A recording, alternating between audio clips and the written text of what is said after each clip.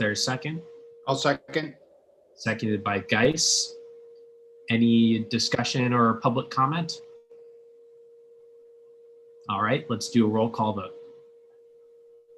And we're only also having the sitting directors vote, so we'll only have Director Grant, Freeman, Bertrand,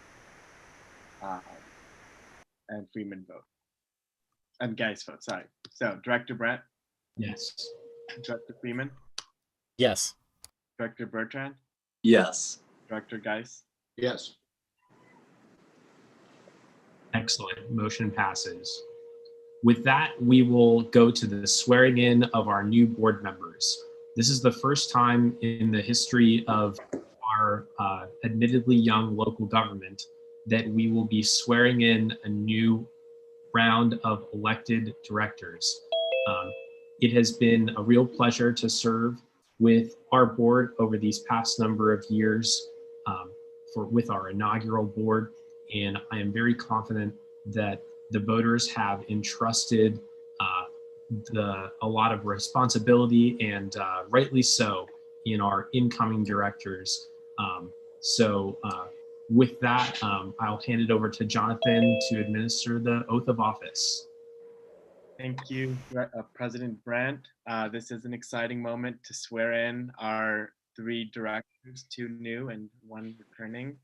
We're just gonna go in order. We're gonna start with Director Bertrand, go to Director Aguilar, and then end with Director Flaherty. And all 3 of you have your oaths, and we're just gonna do one at a time. And Jay, if you could please switch the recording to speaker view, just so for the YouTube recording, just so we can get highlight on the person who's doing the oath. And yeah, once you're ready, Jay, we can get started.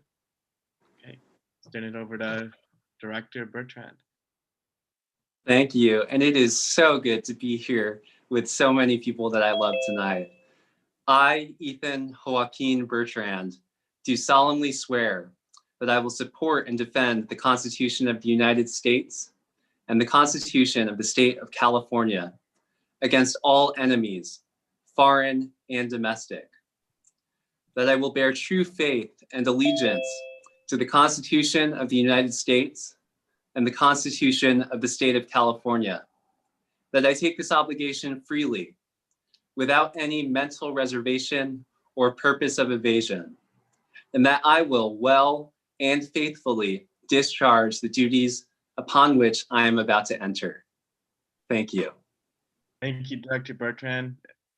It's going to be exciting to continue working with you. And just for the public to know, Director Bertrand was appointed in lieu of election to a term that ends on December 6, 2024. So let's move on next to Director Aguilar. Hi, everyone. I, Marcos Aguilar, do solemnly swear that I will support and defend the Constitution of the United States and the Constitution of the State of California against all enemies, foreign and domestic. That I will bear true faith and allegiance to the Constitution of the United States and the Constitution of the State of California. That I will take this obligation freely, without any mental reservation or purpose of evasion. And that I will well and faithfully discharge the duties upon which I am about to enter. Thank you. Thank you, Director Aguilar. It'll be great to get to know you and work with you. And also, Director Aguilar was appointed in lieu of election to a term that ends on December 6, 2024. And we will end with Director Flaherty. I, Catherine Sedine Flaherty, do solemnly swear that I will support and defend the Constitution of the United States and the Constitution of the State of California against all enemies, foreign and domestic. That I will bear true faith and allegiance to the Constitution of the United States and the Constitution of the State of California. That I take this obligation freely, without any mental reservation or purpose of evasion, and that I will well and faithfully discharge the duties upon which I'm about to enter. Thank you. Thank you. It'll also be great to work with you. And Director Flaherty was elected to a term that was elected by the voters to a term was on the ballot to end on December 2nd, 2022. So this is the 2-year term that's unique to our district. We're done administering the oath. Back to you, President Brent. Excellent. Thank you, Marcos, Catherine, and Ethan. We are so excited to serve alongside each other and call you my colleague. Excellent. We are now going to move into item 4. This is the public comment period. Oh, Mr. President, we have some prepared remarks. Oh, I'm so sorry about that. All good. I know we're so excited in this moment. Well, Mr. President, members of the board, district staff, community members, friends, and family, it is so great to be with you all tonight. I'm humbled by the opportunity to serve the people of Isla Vista for 4 more years. I'm proud of what we've accomplished over the past 4 years, and I'm excited for what is ahead. From bringing a new agency to life, to establishing safety programs, serving our youth and families, and helping improve the quality of our neighborhoods, we have made a difference. We have a lot of work to do, and the ongoing COVID-19 pandemic and reckoning with systemic racism will require us to continue to act with urgency as we work to serve our beloved community.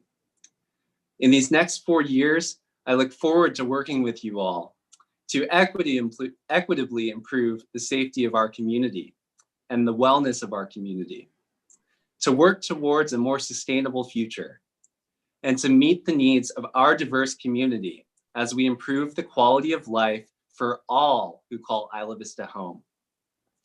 I'd like to thank our outgoing colleagues, Directors Hedges, Nguyen, and Thurlow. It's been an honor to work with you all. And I'd like to offer a warm welcome and heartfelt congratulations to our new colleagues, Directors Aguilar and Flaherty. Welcome to the team. We are so excited to work with you all. I'd like to take a moment to talk about and think back to where we began. I remember sitting in the IV community room on Tuesday nights and attending town hall meetings regularly, starting in the fall of 2014 and into 2016, where we discussed the issues that our community faced and what we could do to propose solutions to those issues by creating a local government. I'll admit, when I was sitting in those early meetings, I didn't know what was going on, but I knew I wanted to be a part of it. I knew I wanted to make a difference with you all, and together we have made that difference. Through that community process, we created a framework for a bill that identified the unique needs of Isla Vista residents and created services to meet those needs. That was signed by the governor and affirmed by the voters. Several of us on this board took part in this process, not knowing what would come of it, and certainly not knowing that we would be entrusted with leading this district in the years to come. But 4 years later, I'm proud of what we've accomplished. But I still am inspired by the process of which our district was born. I want to call on all of us to work together with that same spirit of creativity, curiosity, passion, and collaboration that was ever present in the Tuesday night stakeholders meetings of which this district emerged. I'd also like to thank my family. I have many family members here tonight and many friends here as well. I'd especially like to thank my father, Luis Bertrand, who's on this call, for all of his relentless support over the years. I would also like to thank my mother, Lori Sayers Bertrand, who passed away years ago, but who I know is with us tonight, and who inspires me every day in this work that we do to serve our beloved community. My mom always taught me to relentlessly look at the positive in life, to relentlessly try to find the good things. And that's what we do here. That's what I'm proud for us to do here, to serve our community. May we lead with our hearts, may we keep open our minds, and may we passionately serve all of our neighbors in Isla Vista for every day that we serve this district. Thank you so much.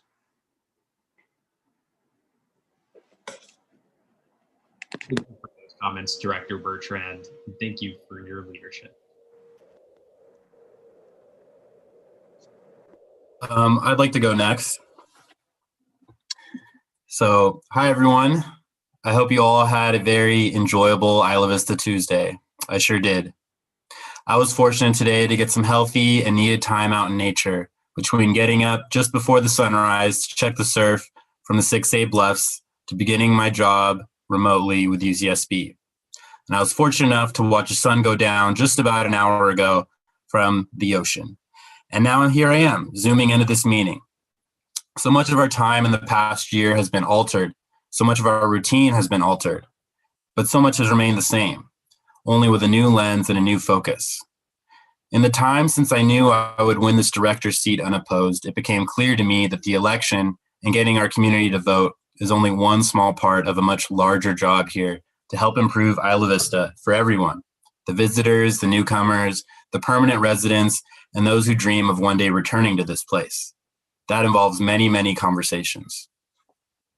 The first and my favorite hard conversation with the community came from my friends that I know from surfing. Friends that actively identify as counterculturals and just against the system. None of these people would promise to vote for me because of the ideals that they uphold.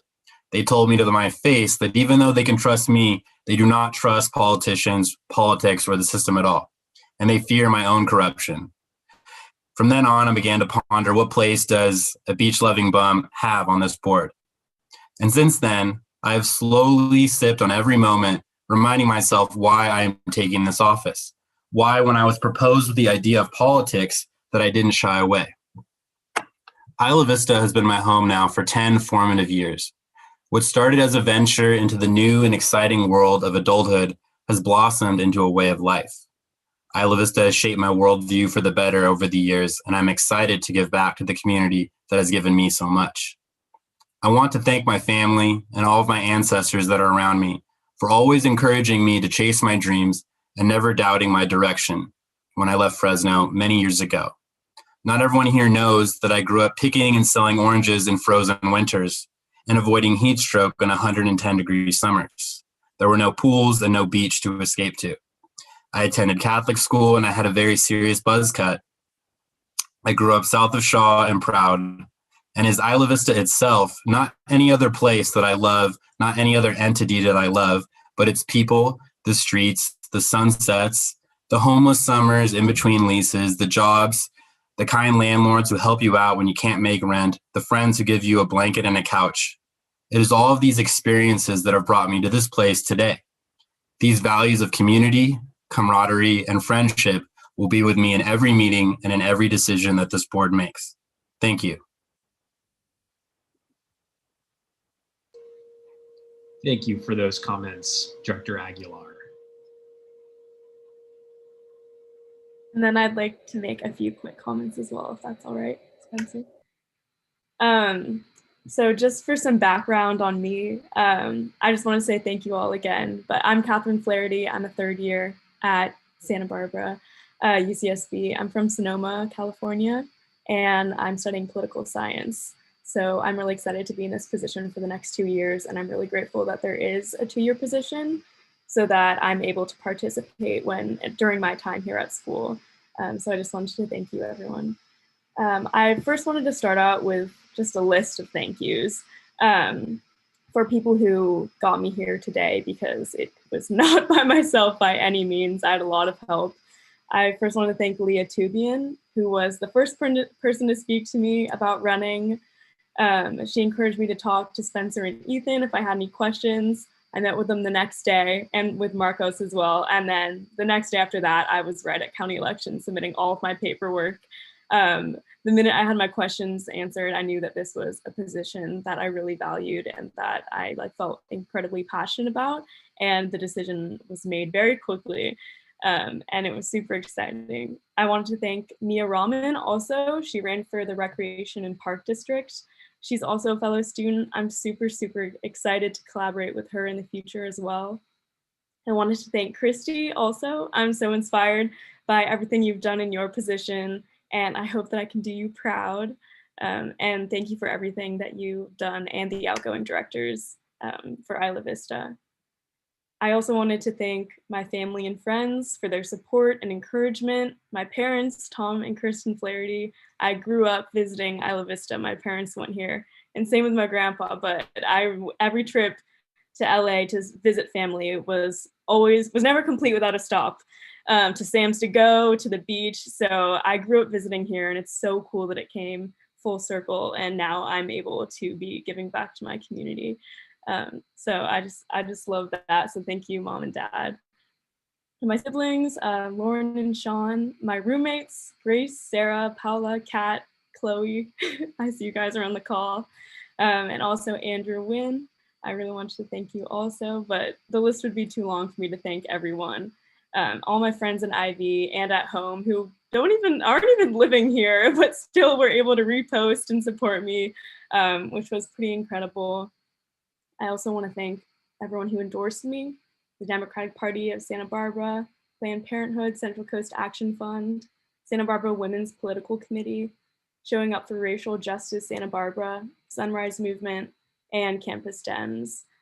Speaking with these groups really helped me prioritize what I wanted to do on the board, and their support truly means so much.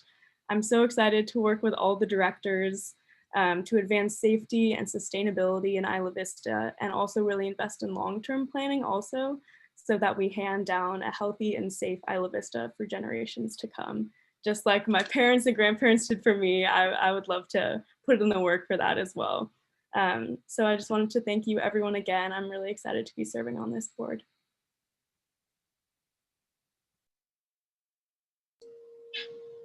Thank you. And one more person I'd like to thank who I see is in the audience tonight is Darcel Elliott, the Chief of Staff for Doss Williams, who helped bring this district to life, as well as Doss Williams for their leadership, Jonathan Aboud for his leadership in bringing this forward, Cameron Shunk, and so many others who were here from day one. So I just want to acknowledge them. They're here with us tonight. Thank you.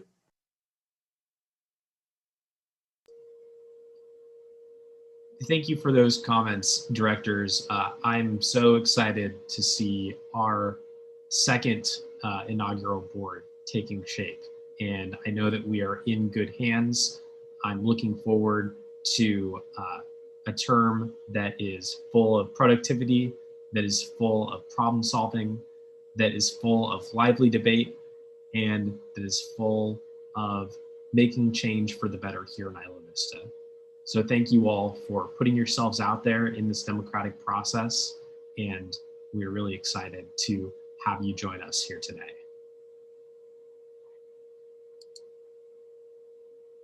Okay, with that, we will get on to business. The first item of business is public comment. So this is the time when any member of the public may speak on any items that are not on the agenda. So anything not on the agenda, if you have something to say, flag me down, wave your hand, or put something in the chat.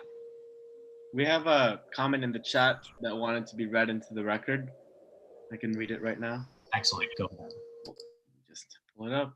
Okay, it's from Ash Valenti, who's on the Ivy Rec and Park District Board. First off, congrats and welcome CSD directors. As one of the Ivy RPD directors, I'm grateful to work alongside you all for the benefit of our beloved Ivy community.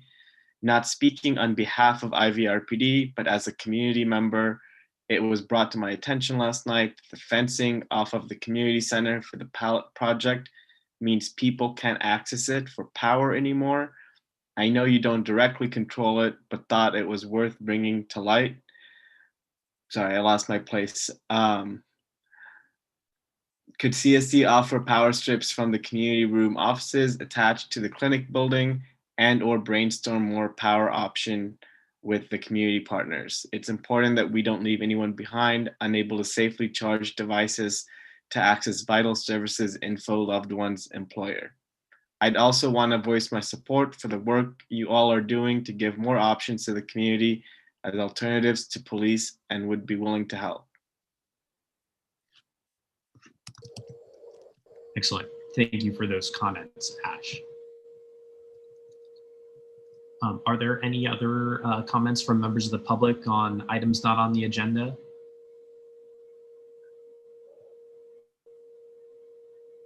Excellent. All right. With that, we will move into discussion and action items. The first on the agenda is Resolution 20-13, honoring the service of Directors Nguyen, Thurlow, and Hedges. It's been my honor to serve alongside each of you over the past number of years. I think back to when it wasn't that long ago that we were all crammed inside the community room 4 years ago, taking the oath of office together with Assembly Member and County Supervisor Williams, and with a packed house, which I know we have here tonight, but it's not quite the same, mediated through video communication. But I really just think that when I think of that night is just how overwhelmed I felt, not just with the support from the community, which I think we all felt, but what the immense task at hand that we had creating an institution from the ground up. And I think that it is acutely apparent to me that we would not have accomplished that goal without the service of Directors Nguyen, Thurlow, and Hedges. Director Thurlow, unfortunately, could not be here tonight. This last Friday, he handed in his resignation letter to me, and we are awaiting more information from UC Santa Barbara, from Chancellor Yang, on who will be the appointee to fill his spot. Director Thurlow, unfortunately not with us tonight, was someone that I always looked up to as a board member for his incredible knowledge, for his wit, for his ability to really tell it like it is. You always knew where George stood, and that's a really good quality to have in a board member.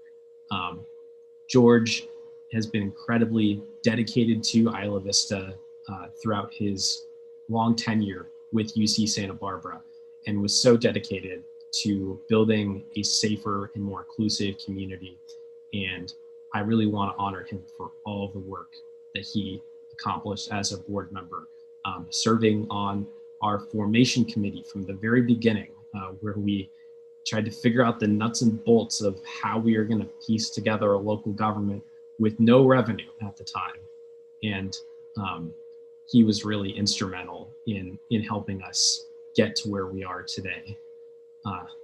Director Hedges, you thankfully are with us here today, and it's great to see your face. You truly, without a doubt, bring joy to my heart each time that I see you, and I wish that we could be here together in person to see each other. Because every single time that I saw you walk in the door at our board meetings and sit down next to me or across from me, I could feel the immense wisdom and heart that you had, that you were bringing to the table on behalf of Isla Vista residents. Your career in serving the community as a first responder, as an advocate for people experiencing homelessness, is really just what I think a model citizen looks like. And I really appreciate you for another reason.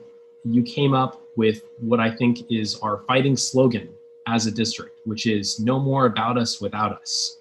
Our community has waited too long for and watched for too long as decisions about us are made by people who don't live here, who don't particularly care to visit. And that I will always remember you. I will always think of you when I think of that slogan, when I see it printed on a t-shirt somewhere. It's been an honor to serve with you. Director Nguyen, it has been such a pleasure to watch you grow over the past number of years. You stepped up during a difficult time. It's always difficult to be appointed to a position, midway through someone else's term, but you really stepped up to the plate. You brought something to our board that I think is incredibly important, which is that up to the point of your appointment, our board had never had a woman of color serve on our board. This despite that women of color are very well represented in the Isla Vista community at large. And I think that it is incredibly important that we as decision makers make a very intentional attempt to be inclusive. And I really appreciate the perspective that you were able to bring for that. I appreciate your knowledge and your passion and your ability to ask questions even when others might not. And I just really appreciate all of the passion that you brought to our board, and we will miss you as a director. That is my long intro into our resolution. And I realize that we could be here for a long time if others make similar intros, but I decided to be selfish and take my time as chair to do that anyway, because I really am gonna miss each and every one of you. And I thank you for your service on our board. I've been proud to call you colleagues over the last 2 and 4 years.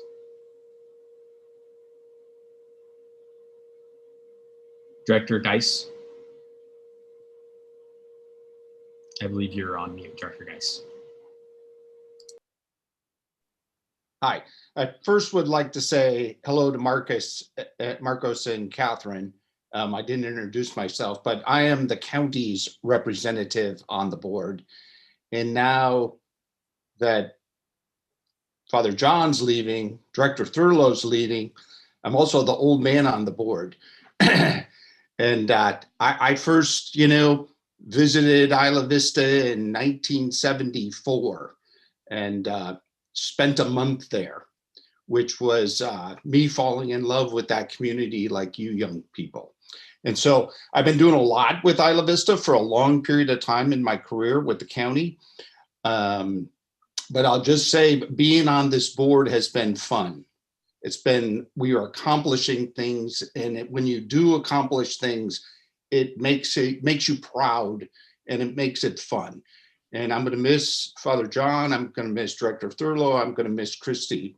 But it really is fun in my career. I've worked with a lot of young people, and the young people on this board who are the elected representatives bring that energy and ideas, and they know the community, and they're changing it for the better. And so for that, I look forward to the new people, and I'm really going to miss the outgoing directors. That's all. Thank you, Director Geis. Director Freeman, I see your hand. Second, I'm just going to reset my leads here. So, yeah, so when I had read the agenda item for this, there was some things that I expected, and then some things that one thing that I didn't. And so, of course, we have our outgoing directors from the election that we had, and then we also had George Thurlow outgoing. And actually, when I first read just the line item, I didn't know that he was resigning, and I thought maybe this was a typo, and I was like, maybe I need to correct it. I read the resolution, and I see that, oh, no, this is really, like, you don't make a whole page typo about somebody, like, he's leaving. But then I was like, well, but is he, I mean, maybe it's just thrown in here in order to be, I was almost like this, like, as hope, right? It's like, maybe there's a reason why we really need to, like, focus on Thurlow today, but like, so really it was only as Spencer said that his letter of resignation came in today that it really hit me that he's leaving, because I didn't really know that for sure. One thing that I wanted to say on that is that, so I've been, I mean, for years before the district existed, certainly the beginning of the district, and up to this day even, I've been it's the opposite of a proponent, which is not, some other words not coming, but I honestly don't like the positions, the appointed positions, but I love the people that we have on them. The idea that we have, that if we're going to have somebody who's representing the county, that we have Bob Geis in that position, somebody who's, as he just said, described, has had past experience in this area, and has often actually been an advocate for, and has loved this area, and has had so much experience about. I really enjoy having Bob on the board, and I've worked with George Thurlow on things for so many years before this district, and now with the district, and I think we're going to lose something really big here with the extent to which we are, the way in which we're connected with the university, with George resigning, and I'm excited to find out who we have, and hopefully I will realize that there was somebody that I can fall in love just as much as I have with George being in this position. But this is somebody that yeah, the strength of like ability to like think about negotiations and to kind of understand the political dynamics that occur within large organizations, and how that affects PR because of his background working with newspapers. And yes, losing quite a bit there, and a shock. We are of course losing quite a bit elsewise, but not as much of a shock for me with Father John Hedges. The one thing that I've thought about is the fact we have all these discussions about the how we interface with law enforcement and public safety, and of course Father John has had a lot of experience working directly with people from the sheriff's department in his work as the county sheriff's department's chaplain. I probably the name of that exact title wrong, but and the extensive efforts that he has been involved in with relation to the houseless community, and the connections with churches, and that is another aspect of our board that we're kind of losing in this transition. And then as was mentioned, it was almost like underscored, I felt, the idea that Christy Nguyen was our first woman of color on the board, and now we are losing one of our few people of color and losing our women of color on the board. But of course, having new people come in brings new connections, and I'm excited to see a renewed connection with Associated Students and through Catherine Flaherty, and I'm really excited about some of the connections with the experience with libraries that I've been kind of standing in on. I don't know anything about libraries, and I'm in this library board, and so I'm very excited about Marcus and his background. And but it's a massive reorganization day, and a lot of things are changing, and some things, again, Thurlow coming as a shock to me, but thank you. Thank you for that, Director Thurlow. Director Bertrand. Thank you. I also would like to congratulate our outgoing directors. It's been such a pleasure to work with you all. First off, congratulations to Director Thurlow on his retirement from the university. He's worked so hard there. I know he'll be missed on campus. And then, of course, as Jay said, he'll be missed on our board as well. He's been so accessible, he's been so helpful, and he's really been a friend. And in the creation of this district, none of that could be expected. We didn't know how it would work out, but the university appointee was just so helpful. And we'll look forward to welcoming the next appointee to our board. Director Hedges, it's been such a privilege to work with you over the past 4 years. I think of you as the conscience of our board. You are our moral authority. You are the person that we think about, what would Father John do? How would he approach this situation? And that's been so helpful for those of us, especially those of us who are younger, who are on this board. And as Director Brandt mentioned, we're so proud of your work to make Isla Vista safer.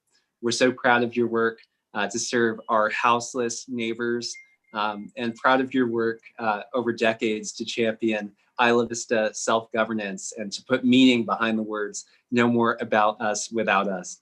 So thank you so much. I know we'll still see each other. You're still our neighbor, and you're our Director Emeritus now. And Director Nguyen, it's been such a pleasure to have you on the board. When I think about your tenure, one of the highlights for me is when we went to Washington, D.C. together for the New American Leaders Power and Policy Summit, where we met with other first and second generation American elected officials to talk about what it means to have a seat at the table.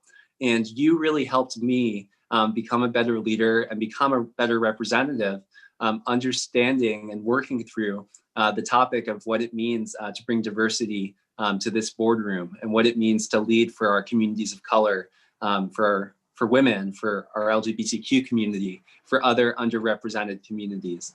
So I'll always think fondly of that experience. And you've also been a great voice for better engagement with our diverse community, especially how do we reach out to stakeholder groups that have not been as engaged with our district governance. as well as a great proponent for public safety. And I also want to congratulate you on your graduation from UCSB. So excited to see what you do. And I consider you Director Emeritus as well. So congratulations.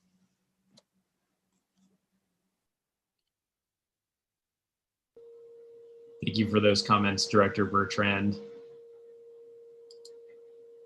So with that, I believe I will entertain a motion on the resolution, unless there's Jonathan.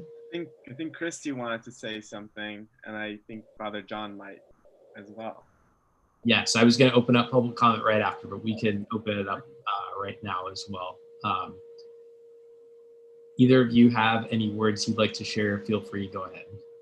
So I did write a little speech about this important night, and so I'm going to start. It has been the greatest honor serving on the board that consists of some of the most intelligent, passionate, and dedicated people I have ever met.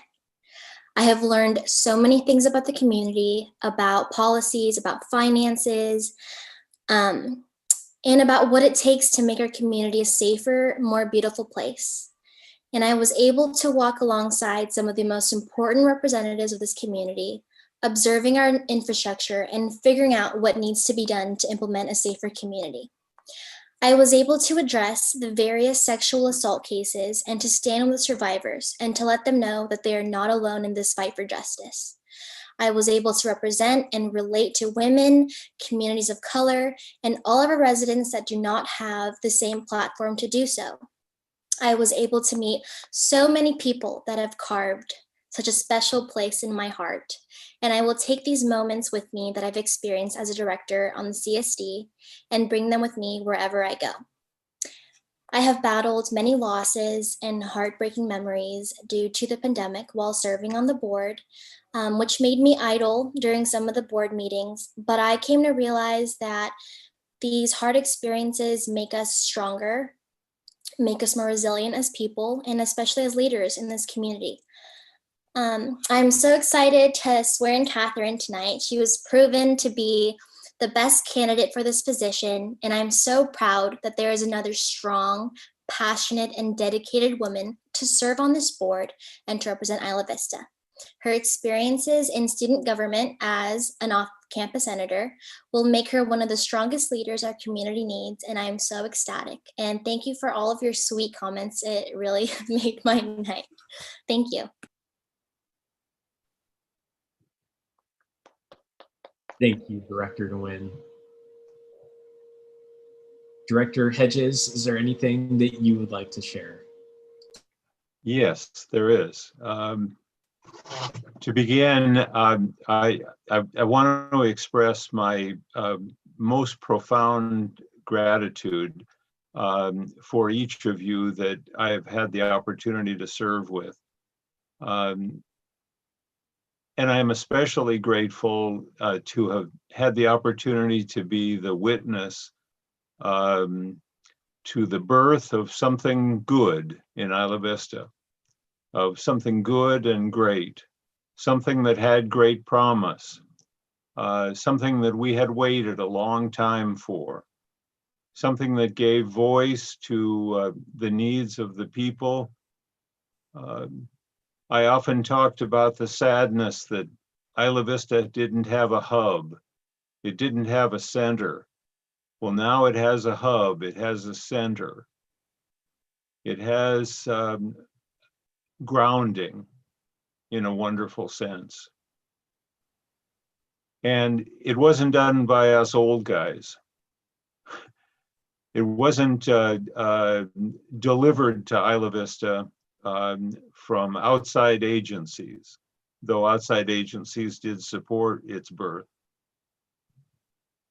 I laughed when that first slate of us ran together, me running with 3 students whose combined age was less than mine. And I have come to believe and to celebrate that no one should ever despise your youth. Forgive me for getting a little religious, as I often do, but no one should despise the youth of this board or the youth of this entity. For I have seen in each of you, in each and every one of you, maturity that is beyond what I have seen downtown, beyond what I have sometimes seen in Sacramento, and certainly beyond what I have seen in Washington, D.C. And no one can ever take that from you. You were here from the birth of something good, and it will persist. I might not have been confident to walk away from this a couple years ago, but now I am. You have earned your spurs, and no one can take that from you. I just thank you for letting me be a part of it, and you will always be a part of my heart and in my prayers at all times. Thank you. Thank you, Director Hedges, for your words of wisdom and for your service. And thank you, Director DeWin, as well. Christy. As I mentioned, I have a letter sent to us from Director Thurlow, and I think now would be an appropriate time to read it. Dear Spencer, it is with great sadness that I inform you that I will be stepping down from the Isla Vista Community Services District Board of Directors effective December 1st, 2020. As of December 15th, I will no longer be employed by UC Santa Barbara and want to ensure the university is served by a qualified individual. It has been a wonderful experience these past 5 years, working on the CSD legislation with Doss Williams, attending community meetings that highlighted the greatest citizen concerns, and then serving with some very generous and thoughtful board members and staff. I believe Isla Vista is in a much better place as a result of the work of the CSD. That work will continue, and Isla Vista's self-government will be the legacy of all the current board members. I wish you the best of luck and hope that I can assist you in any way possible as we build Isla Vista into a world-class community. Sincerely, George Thurlow.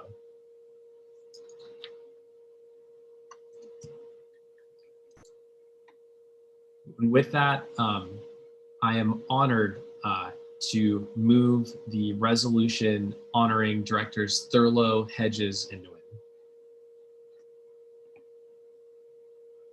I'll second the resolution. All right.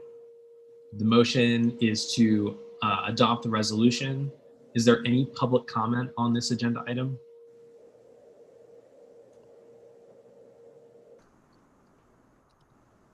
All right. With that, I'll close public comment and bring it back to the board. Unless anyone has anything else, I think we'll go to a roll call vote. Great. I guess I'll take my quick second right now too, before we finish. I almost forgot. No, it's okay. It's okay. I wrote the resolution, so this is my. I put my words in writing in honoring the three of you. I know George is probably watching or will watch, but Christy and Father John, it's been amazing to have you on the board. I still remember, Father John, when we met with you in Pescadero Lofts about running for the election. And Christy, it's been amazing to see you for the last 2 years. I can't believe it's been 2 years since you've been on the board. It's flown by. And George, I think he was instrumental in this whole thing happening. He'll be remembered as instrumental in doing this. So it's been great, and I enjoyed writing this resolution. It was, it was really sad. I got to do it on Saturday when no one would bother me, but it took me a while. But it was a great pleasure to write it to honor you guys. So I'll take the roll. Director Brandt?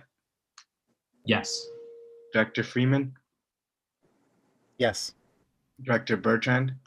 Yes. Director Geis? Director Flaherty? That was a yes. I'm sorry, I'm muted. Yes.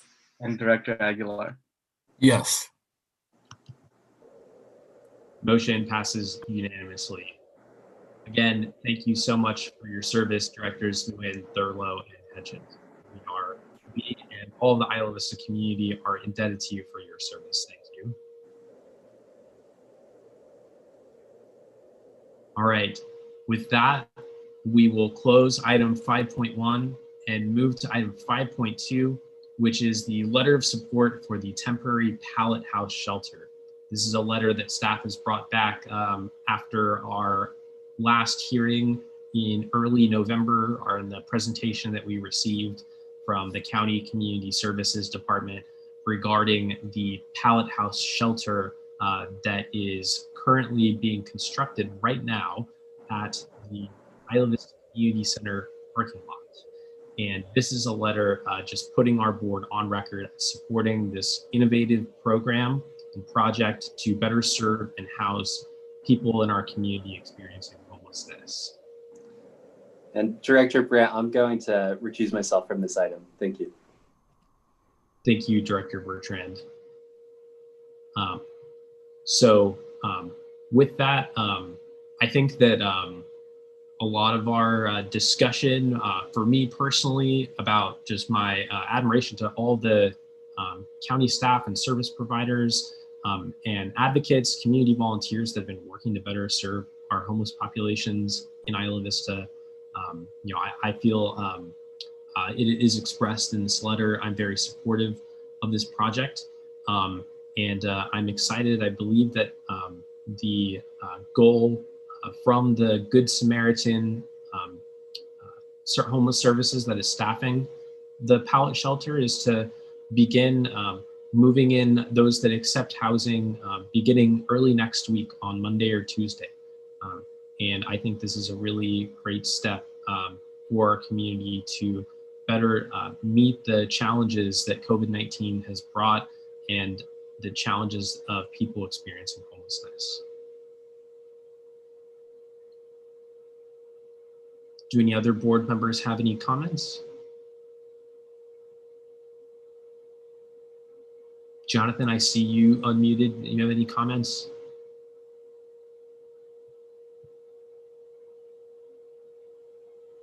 Okay. With that, then, I'll entertain a motion. I'll move to approve the letter of support for the temporary pallet house shelter. I will second. Motion made by Geis, seconded by Freeman. And now we'll open up public comment. Are there any public comments on this item?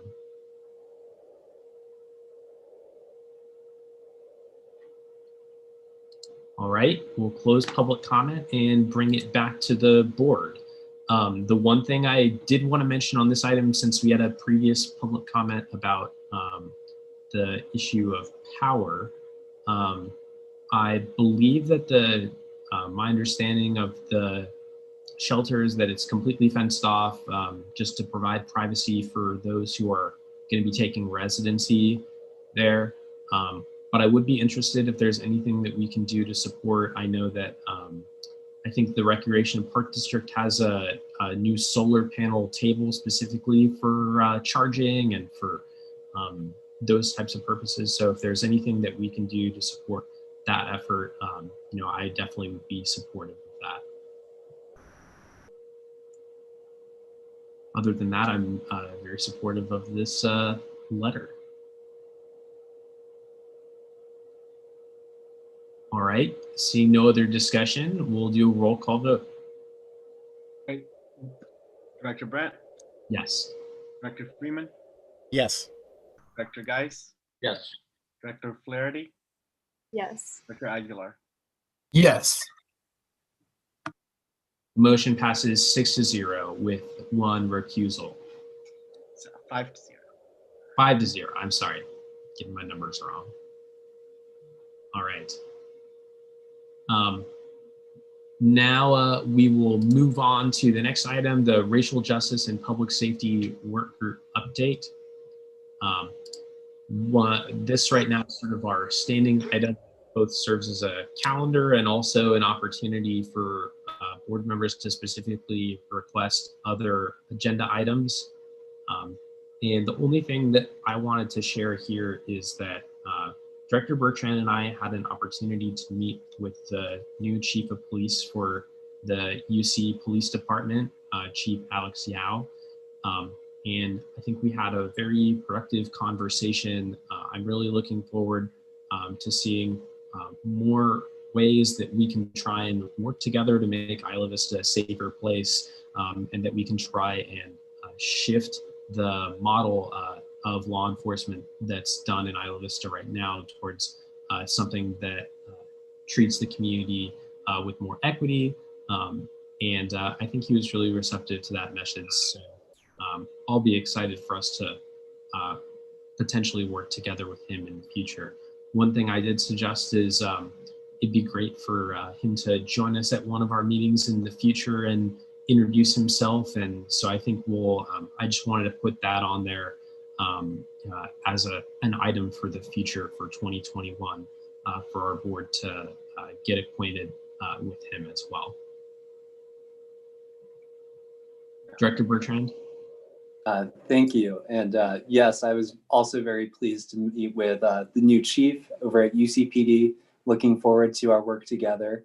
And I want to thank our staff for launching the public safety input system, which I believe went live last week, which will provide an ongoing portal for Isla Vista community members to provide feedback on safety services in Isla Vista, to express their concerns and ideas about how we stay safe as a community, and also speaking about how equity is advanced in our community and what the needs are in making sure that all Isla Vista residents feel safe, especially our Black, Indigenous, and other people of color who live in Isla Vista. Thank you. Thank you, Director Bertrand. Any other comments from board members on this item?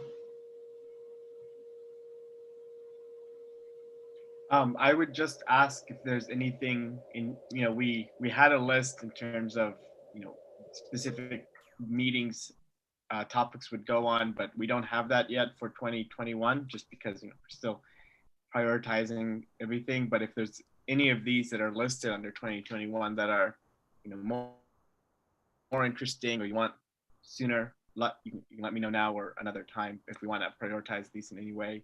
The 911 calls for service, we had hoped they'd be ready by today, but we didn't make it for the board agenda deadline. So that one could be earlier.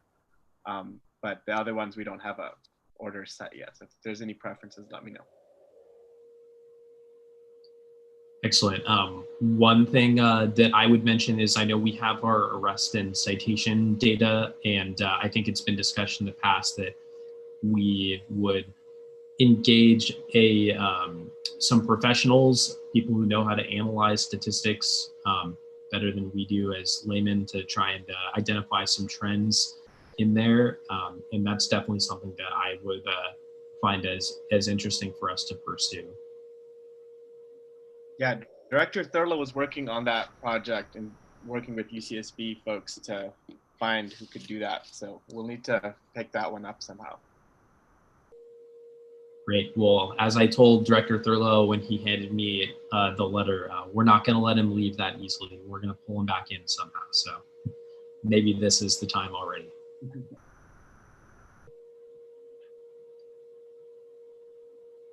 All right. If there's no other discussion, oh, I see a hand. Director Flaherty. I'd be really interested in the meet and greet with Chief Yao, just to establish that working relationship and introduce ourselves. So I'm excited for that. And then I'm really interested in the statistics also. So I would love to be involved in that in any way I can in analyzing those.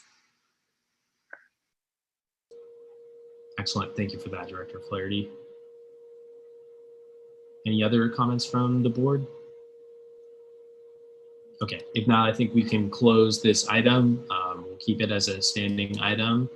And we will go on to the next item on our agenda. So actually, I have a question about in the process of moving between agenda items. So I'm not certain. Do we have people here who are maybe related to the construction of the audit or anything? I know we do have people in the audience who are here for the next item after that about the. I actually told Adam Geis, who's our auditor, at 7 p.m. So we're actually right on time. Oh, okay. For him. Yeah. Great. Excellent. And that's Mr. Geis, no relation to our director Geis. But that serves as a good transition to the 2019-2020 IVCSD financial audit. Okay, let me. Should we wait for Adam? Adam's in the room already. Oh. So I'm just gonna. Oh, I missed it. I really. Yeah. Okay.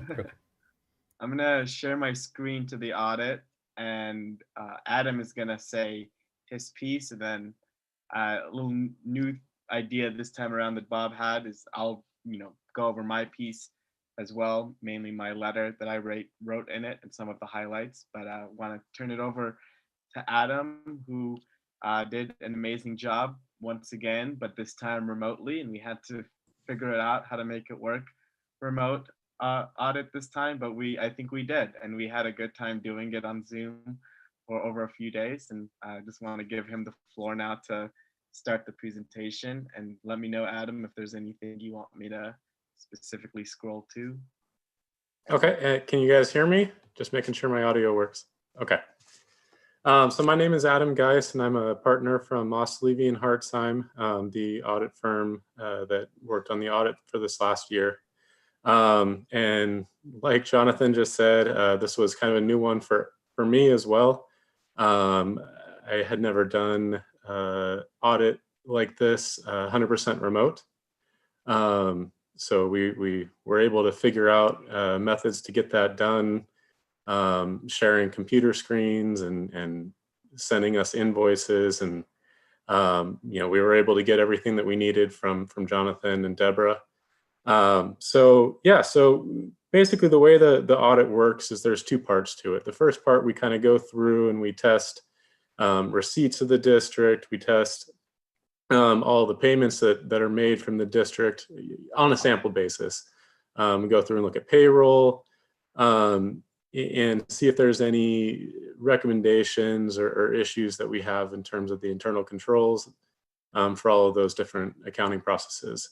And then the second part of the audit is the more traditional, where we're looking at all of the numbers that the district's reporting and testing those numbers, and then putting together the final financial statements with numbers that we can rely upon.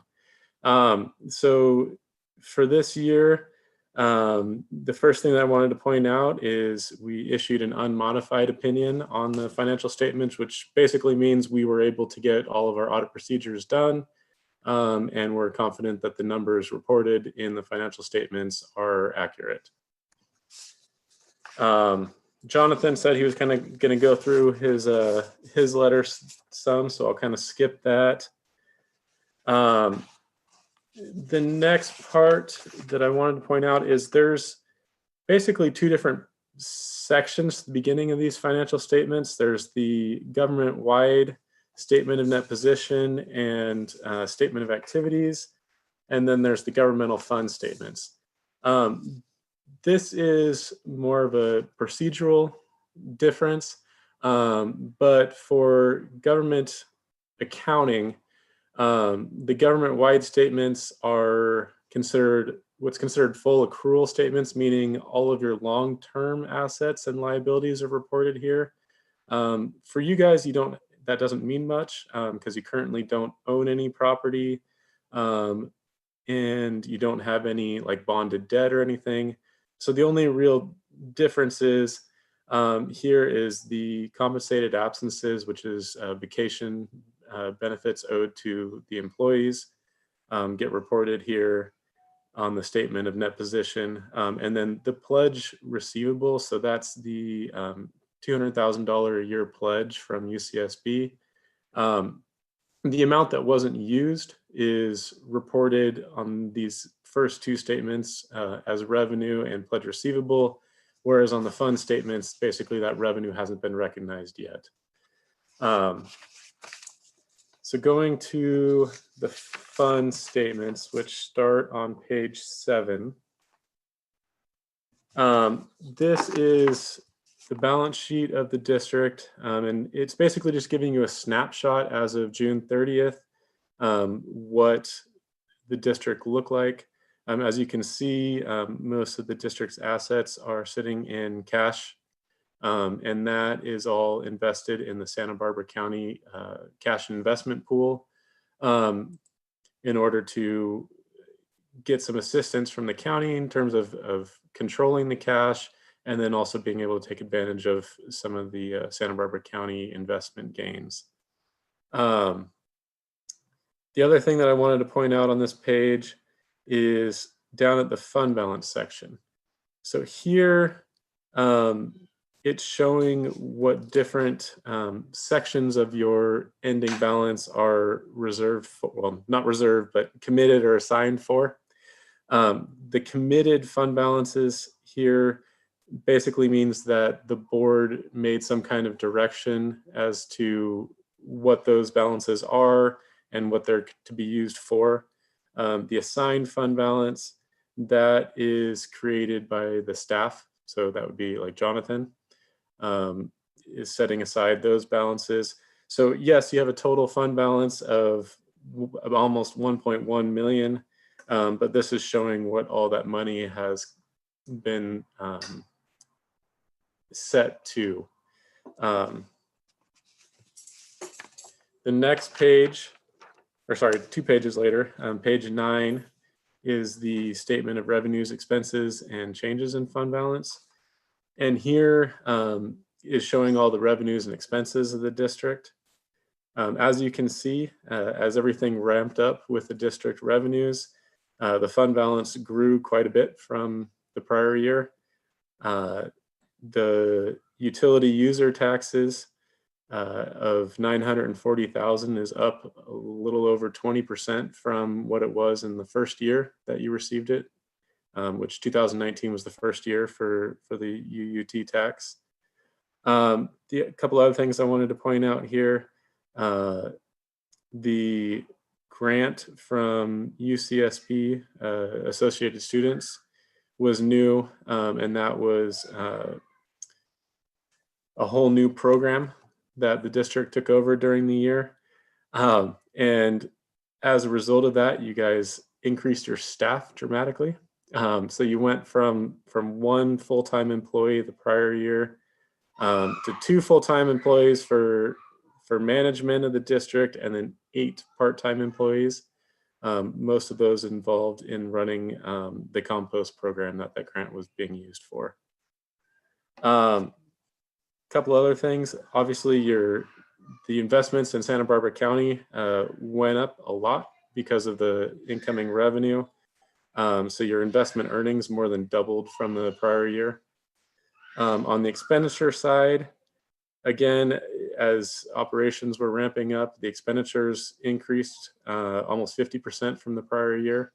And these were mostly for various services of the district. One thing I did want to point out is the expenditures were way under what was budgeted for the year, mostly in the services section.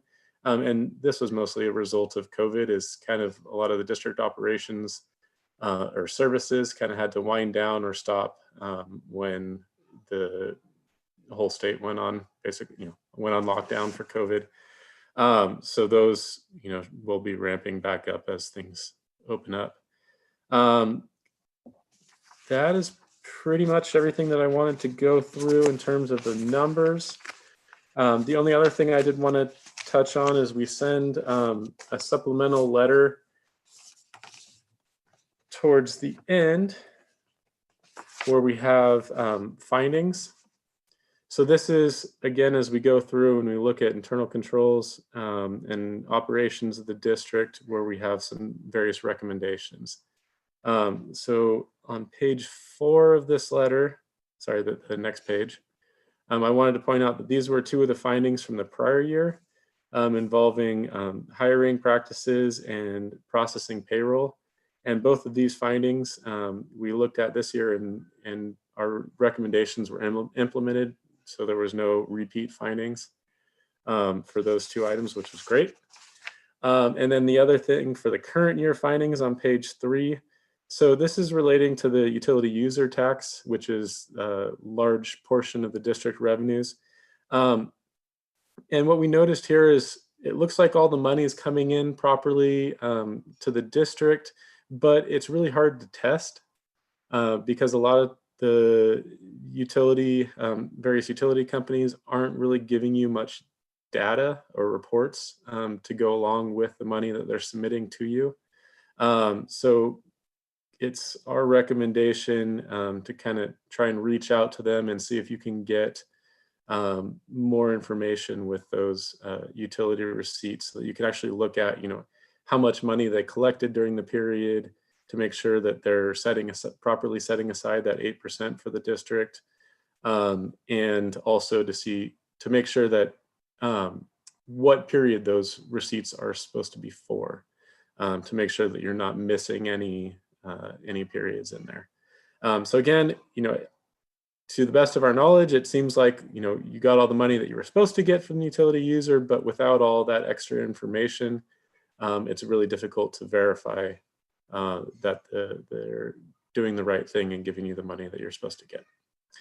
Other than that, I just wanted to say thank you to Jonathan and Deborah for getting us everything that we need and allowing me to take over Jonathan's computer repeatedly so that I could get into the county records and spend my own time looking information up.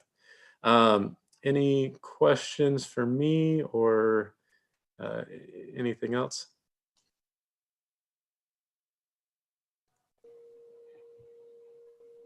Thank you, Mr. Geis, for that presentation. Do board members have any questions for Mr. Geis?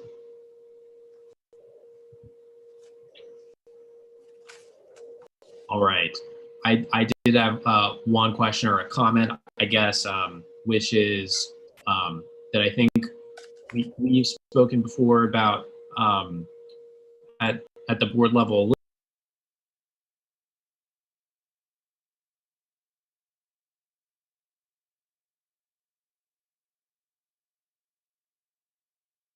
As a auditing mechanism, and I think at least one of our agreements has one of those auditing mechanisms, and I think it's been discussed before. Maybe we go and take advantage of that mechanism just to try it out before.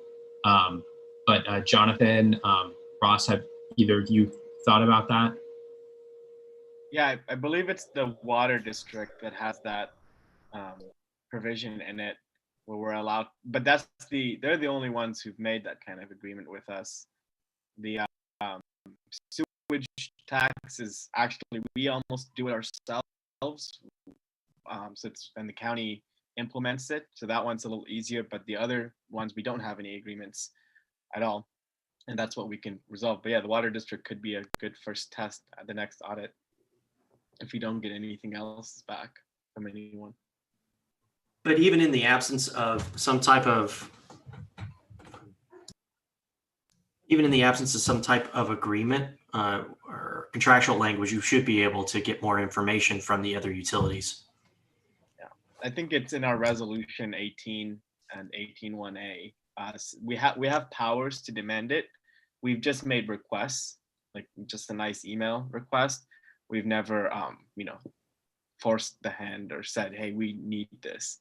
We've made requests. We've just said, hey, could you please send this to us more? And we've gotten improvements, but we haven't gotten exactly what we want. Like gas, the gas company sends me now a breakdown of, which months the revenue's from. So that's an improvement, but it's not exactly what we need. Great. We're glad to hear that this is being worked on, and appreciate the finding from the audit. Any other board comments or questions on the audit? Director Geis. Yeah, just a reminder for the new board members and even us older board members. We were the first district in the state of California to enact a utility user tax. So when you go to the utilities, they have done utility user taxes for like cities, but it even took them a while to probably figure it out about how do you now draw a new map around the district's boundaries and then capture all those customers to be able to levy the tax. And so there's probably is room to say, did they all do it right, or can we audit those? And, cities have been doing UUT for a while, so we may want to search around. We might find a specialized audit firm that does some auditing of the utilities. Then we might, want to pick one a year and go audit a utility. So, we just have 5, and maybe we start with the easy ones and then do the hard ones, which is the gas and the electric company. That's a good idea, Bob. Maybe something to think about in our budget process. Any other questions or comments from board members on the audit?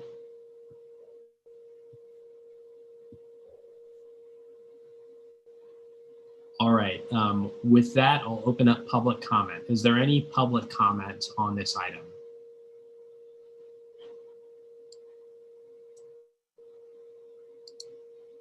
All right. I'm going to close public comment and bring it back to the board. Just thank you, staff, and thank you to the audit firm for all your work on this. I'll entertain a motion.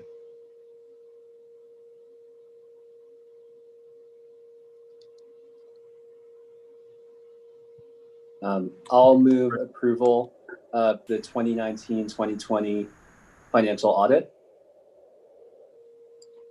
All right, motion made by Bertrand. There's a second. I think I heard a second from. Second. All right. Any other comments? All right. With that, we will go to roll call vote. Wait, Director Brandt? Yes. Freeman? Yes. Bertrand? Yes. Geis? Yes. Flaherty? Yes. Aguilar? Yes. Excellent. Motion passes. Thank you, everyone, for your work on this. All right. Now we're going to go to item 5.5, anonymous hotline to report public safety issues.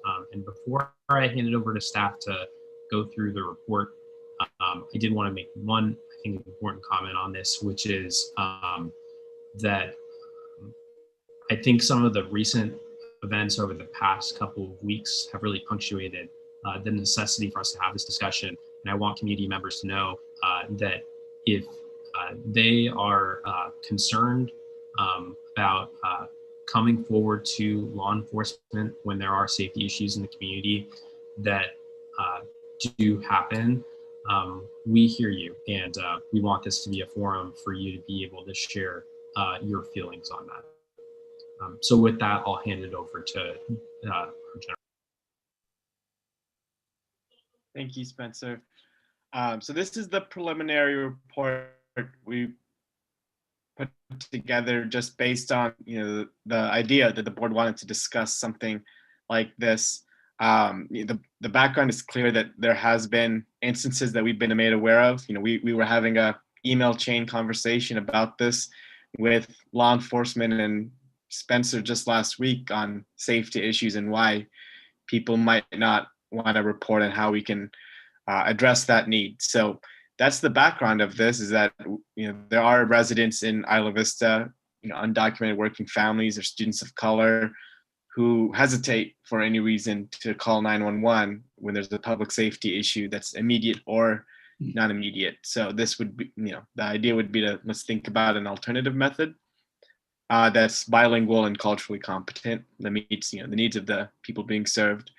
If we did something like this, the current powers that would be related is the contract with County of Santa Barbara or the Regents of the University of California, or both, for additional police protection services to supplement the level of police protection services already provided by either county or Regents within the district.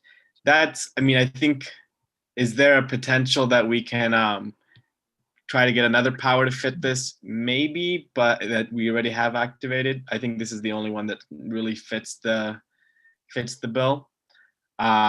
So the options under that, but again, the options is that this says contract with the county or the region. So that's why the options are, you can contract with UCPD or SBSO or another department within the county or UCSB if one would be so interested in doing this.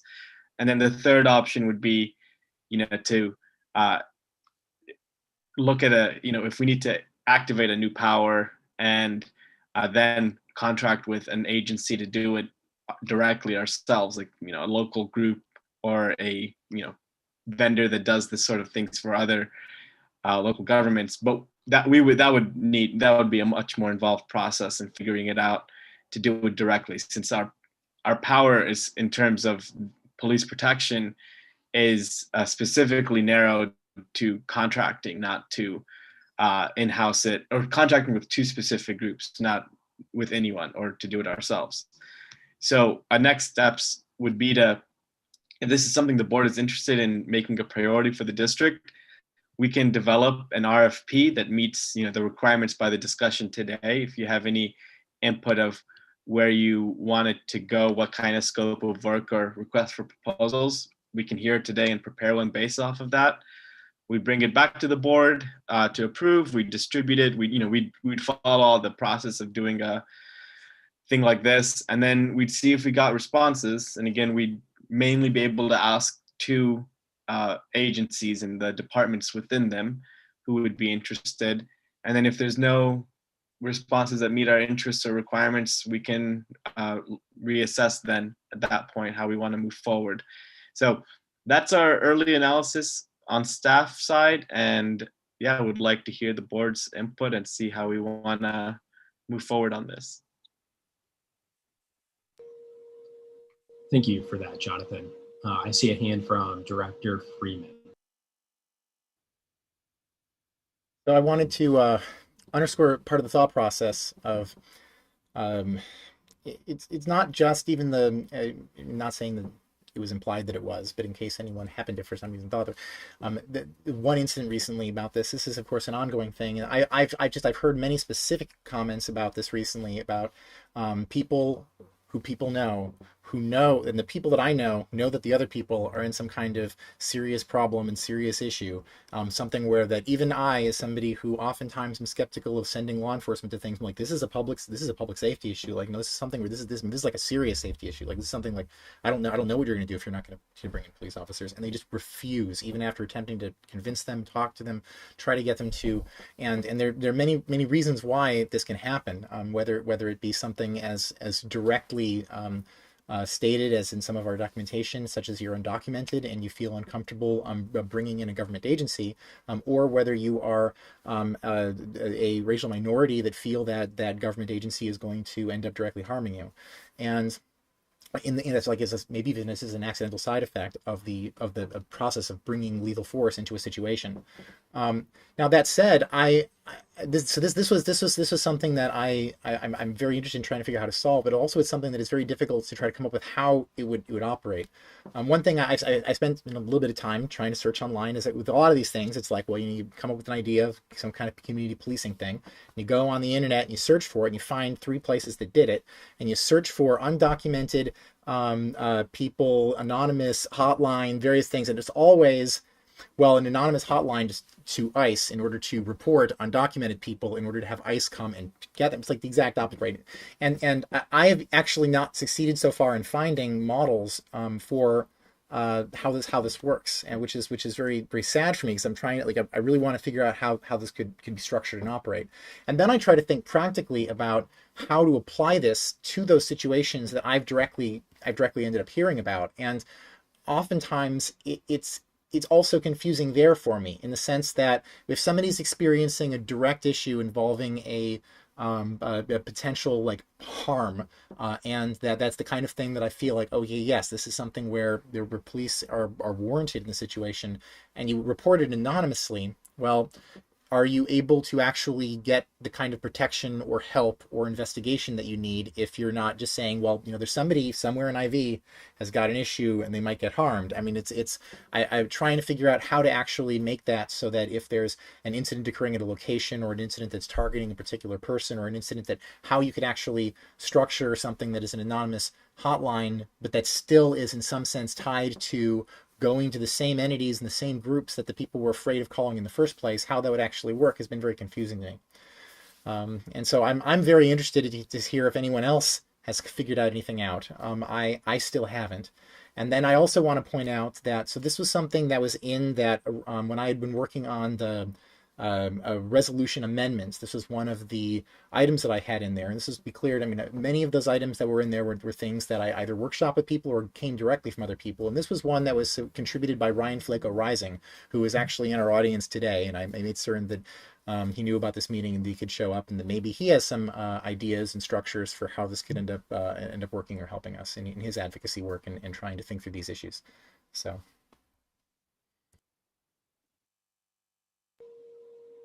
Thank you for that, Director Freeman. Director Bertrand. Yes, thank you. So definitely want to acknowledge that there are barriers that exist for certain communities to get help when they need it. And a lot of that is based in fear that results from the impacts of systemic racism, where we have an immigrant community that is afraid of immigration enforcement, and that's especially been heightened over the past several years.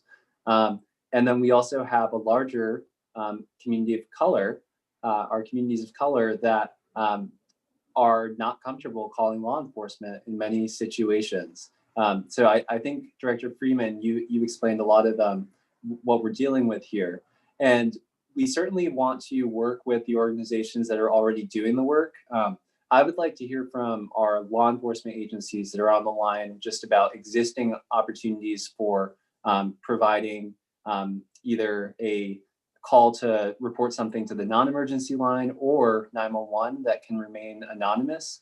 But also I would like to work with the community organizations such as Central Coast Alliance United for a Sustainable Economy, CAUSE. They do a lot of work with our immigrant communities. MyCop, the Mixteco Indigenous Community Organizing Project, as well as the Undocumented Services, Student Services Department at UCSB, and the Santa Barbara Immigrant Legal Defense Center. All of these are organizations that may already be dealing with this, because we do want all people in Isla Vista to know that if they have an emergency, they can call for help. But certainly there are very real fears out there. And I think I heard Director Freeman speaking about different examples where he had heard of emergencies happening and people not calling the police. And that's something that we see far too often. And this also has occurred over the years in terms of when someone has a medical emergency that, say, is resulting from a drug overdose or something of that nature, people are scared to call for help because they don't want to get in trouble. And in the past, we've had successful efforts as a community through information campaigns, especially to promote different legislation that passed that provides immunity if you are calling for a medical emergency. Similarly, on the immigration side, there's California legislation through the Trust Act and the Truth Act that prevent local law enforcement from enforcing immigration laws. But for the average person who lives in fear as a result of the systems of enforcement that have been in place, they're still very scared, and we have to do a better job communicating that. So in summary, I'm in favor of us working with community organizations to figure out how we can better promote existing methods of anonymous communication or protected, safe communication, and then also empower those community organizations to work with our law enforcement community to identify additional solutions that are needed. Thank you for that comment, Director Bertrand. If there are no other comments, I think it would be a good time for us to open up the public comment and hear from members of the public to speak on this item. Any members of the public wish to speak? Feel free to put something in the chat or go ahead and unmute. Spencer, this is Juan Camarena. Can you hear me? Yes, go ahead. First, I want to congrat Catherine and Marcos. My name is Juan Camarena. I'm the Isla Vista Foot Patrol Station Commander. I've been out here for 3 years. And in regards to your anonymous hotline program that you guys want to work, I'm available to assist you guys in any way that you guys feel that we could help out. I understand your guys' concern. For those that don't know, at one point I was an illegal immigrant. I was born in Mexico, so I definitely understand those concerns, and I can be very helpful in understanding and building that trust and building that, closing that gap between law enforcement and communities that fear ICE. Also, for your information, we do not, the Sheriff's Office does not enforce immigration laws. You know, we are here to protect life and property, especially here in Isla Vista. We're here to try to help with any issue or problem. And also, if somebody has an overdose, we'll go and respond. And our whole mission, our whole purpose is to help that person who's having that overdose effect. But I'm here as the representative of the Isla Vista Foot Patrol and also the Sheriff's Office. I'm here to help out in any way I can with this anonymous hotline reporting. Thank you, Lieutenant Camarena. Are there any other members of the public that wish to speak? I see Flaco Rising. Go ahead. How's it going, everyone? Ryan Flaco Rising here. First and foremost, I truly appreciate this being put forth by the board. You know, I've been here a year, and I've came in here really just researching this community and having my research lens on. My second week in this community, I was pulled over by Isla Vista Foot Patrol and was, you know, really humiliated, really felt like I was being, you know, profiled because I fit a custody description. And it really put a damper in me feeling comfortable walking around my own community after this experience. A few things that I took, you know, notice to right away is that we got 3 police agencies, actually 4 police agencies, patrolling this small community. You got the Goleta sheriffs, you got Isla Vista Foot Patrol, you got UCPD, and you got Highway Patrol. It was a very large police presence that was very it sent a lot of red flags, and it just was, you know, I just didn't understand it. So I've been just examining, researching every single thing that I can see. And one thing that really stands out, UCPD has 7 lawsuits for sexual harassment against them. And that's amongst their own force. That's amongst their own people. That's internal. And when you see these things on your newspaper, you get a little insecure about, you know, wanting to reach out and ask them to come to your neighborhood. My own personal experience with law enforcement, it hasn't been the greatest, but at the end of the day, you know, we spend a lot of money to have these folks in our communities to serve and protect us, and it's just a shame that we don't have that trust and we don't have that connection. Instead, we have fear to call these folks who are supposed to serve and protect us. And the fear is, one, we could have them come out, they feel a little insecure about the situation, and somebody end up getting killed. And now we're like, wow, you know, this like, I just called them because I felt there was an instance in my neighborhood that needed them to be here, and now somebody's dead. Two, they come and they start patrolling your neighborhood, as a way to serve and protect. And the next thing you know, your friends are getting pulled over and they're getting yanked out of their car and their cars are getting searched and they're being humiliated. So I feel that this hotline is really imperative to really have that line of communication for folks in this community who have lost trust in this enforcement that's supposed to serve and protect. And the reason why I say this is we need conflict mediation teams. And that's what I feel needs to be, invested in. We need to invest in conflict mediators for folks who don't have that trust in them to reach out to law enforcement and have law enforcement show up at their door to deal with the conflicts that they may be experiencing.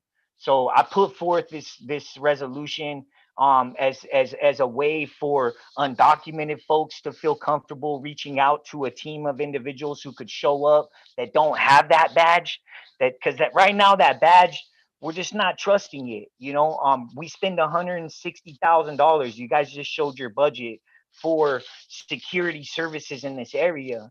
And unfortunately, there's instances that are happening in this area that folks don't even want law enforcement to get involved because they don't want to be hyper criminalized. They don't want their streets to be hyper patrolled, like they are now. So I think conflict mediation teams can be put together through the nonprofits, through the organizations that exist here, and even through UCSB. And this could be a tool that could actually be a secondary away from law enforcement. I honestly believe if law enforcement isn't called to our neighborhood, they have really no reason to be in our neighborhoods.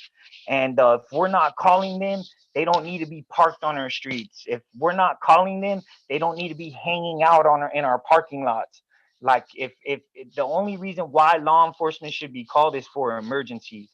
And unfortunately, I don't see that around this community. I see law enforcement walking around parked everywhere. And it's just not a good feel to me. And that's just my own personal experience and my own personal biases due to the things that I've experienced in my journey in life. And I appreciate everyone hearing me out today. And I hope that this board will see the value in implementing this hotline for individuals, and also look into how to build conflict mediation teams that can be a response team for this community, aside from the law enforcement agencies that exist here. And I hope that that can get done within the near future and eliminate some of this mass spending that's going to UCPD, Isla Vista Foot Patrol, and all these different agencies that exist in such a small, 12 block radius. Thank you.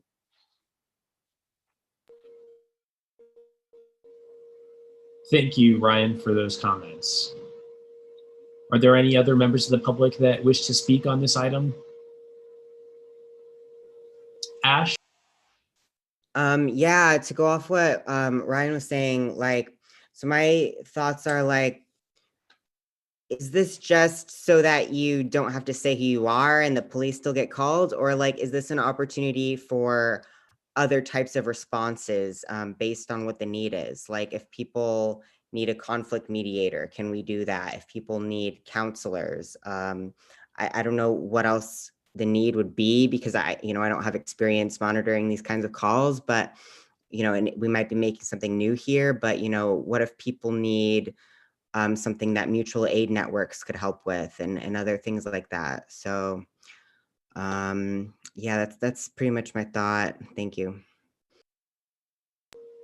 Thank you for that, Ash. Are there any other members of the public that wish to speak?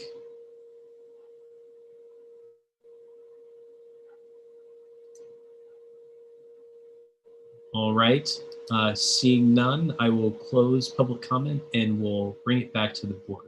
And I think it's a good transition, because I think, Ash, your question is exactly what we're trying to figure out and discuss tonight is how would something like this work? And I really appreciate the thoughts that you both mentioned about something that almost is the role of a mediator.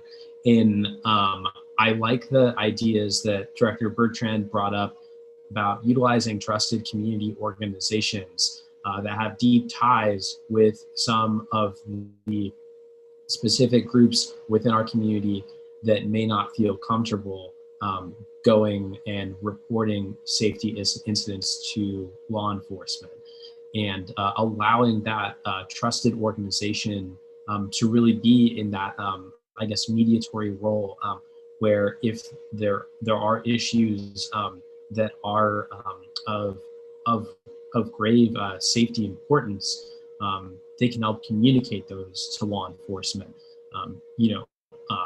One thing that, and the reason I mentioned earlier in the hearing that I think this is a really timely discussion is because there was recently a very public a viral Facebook post about incidents that have been occurring targeting the Bico House on Sueño Road, which is home to many Black, Indigenous, people of color, queer folks, trans folks, really some of the identities in our community that are the most marginalized. And when taken as individual incidents, some of the incidences that were occurring were scary incidents.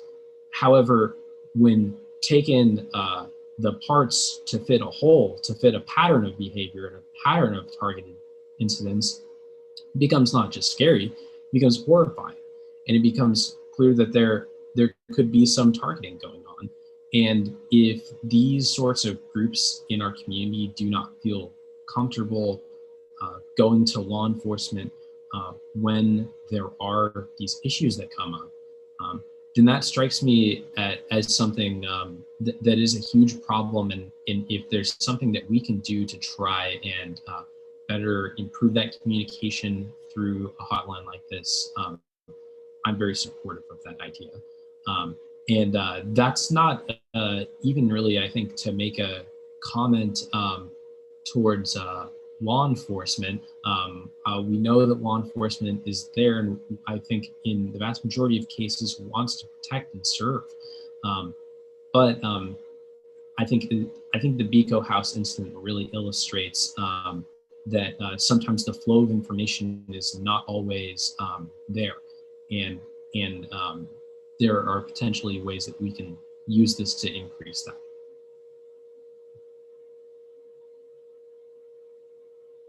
Are there any comments from board members? I see Director Freeman. One thing that's just kind of as a practical background thought to the to a lot. So one pattern that we end up seeing in this conversation and in prior conversations, and something that I certainly myself am very interested in trying to see happen, is trying to have some kind of alternative response. And you think about looking at mediators and things like that, and now, as was now actually explicitly brought up, the Bico House incident. One of the complexities is that my understanding from people is that in Santa Barbara County, at least, there is certainly no organization that is just, well, we will just unilaterally show up. We heard a shooting happen, but we aren't going to call the police in order to do it. We're going to show up as a set of mediators. There's various groups, and this includes my understanding with like somewhat alternative groups, even not even just looking at nonprofits, looking at but looking at even kind of deeper, because this is actually one of those situations where it starts to feel like that is a particularly dangerous thing that you call police for. So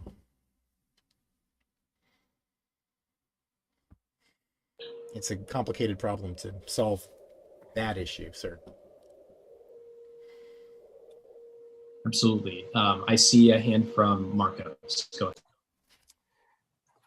I wanted to comment also on the story that Mr. Flacco Rising shared. I've had similar experiences in my past here in Isla Vista, and specifically the idea that we have 4 policing entities at any given moment in our small town can be extreme. I have been somebody who's been profiled and stopped on a bicycle with sirens and a full search while riding my bicycle down Del Playa Drive with nothing but a wallet, house keys, and a bag of pasta. And as I sat there on the curb being searched, my bicycle being searched, I don't know how you could search it, but he was looking through as many different corners as he could. And this was all by a California highway patrolman. Del Playa Drive is about as far as I could get from the highway. And still I was being curb stopped and, interviewed, and eventually it led to a $400 or $500 ticket for not wearing a helmet. And the officer explained to me that he was looking out for my safety. And I totally understand that that is the goal and the mission, and that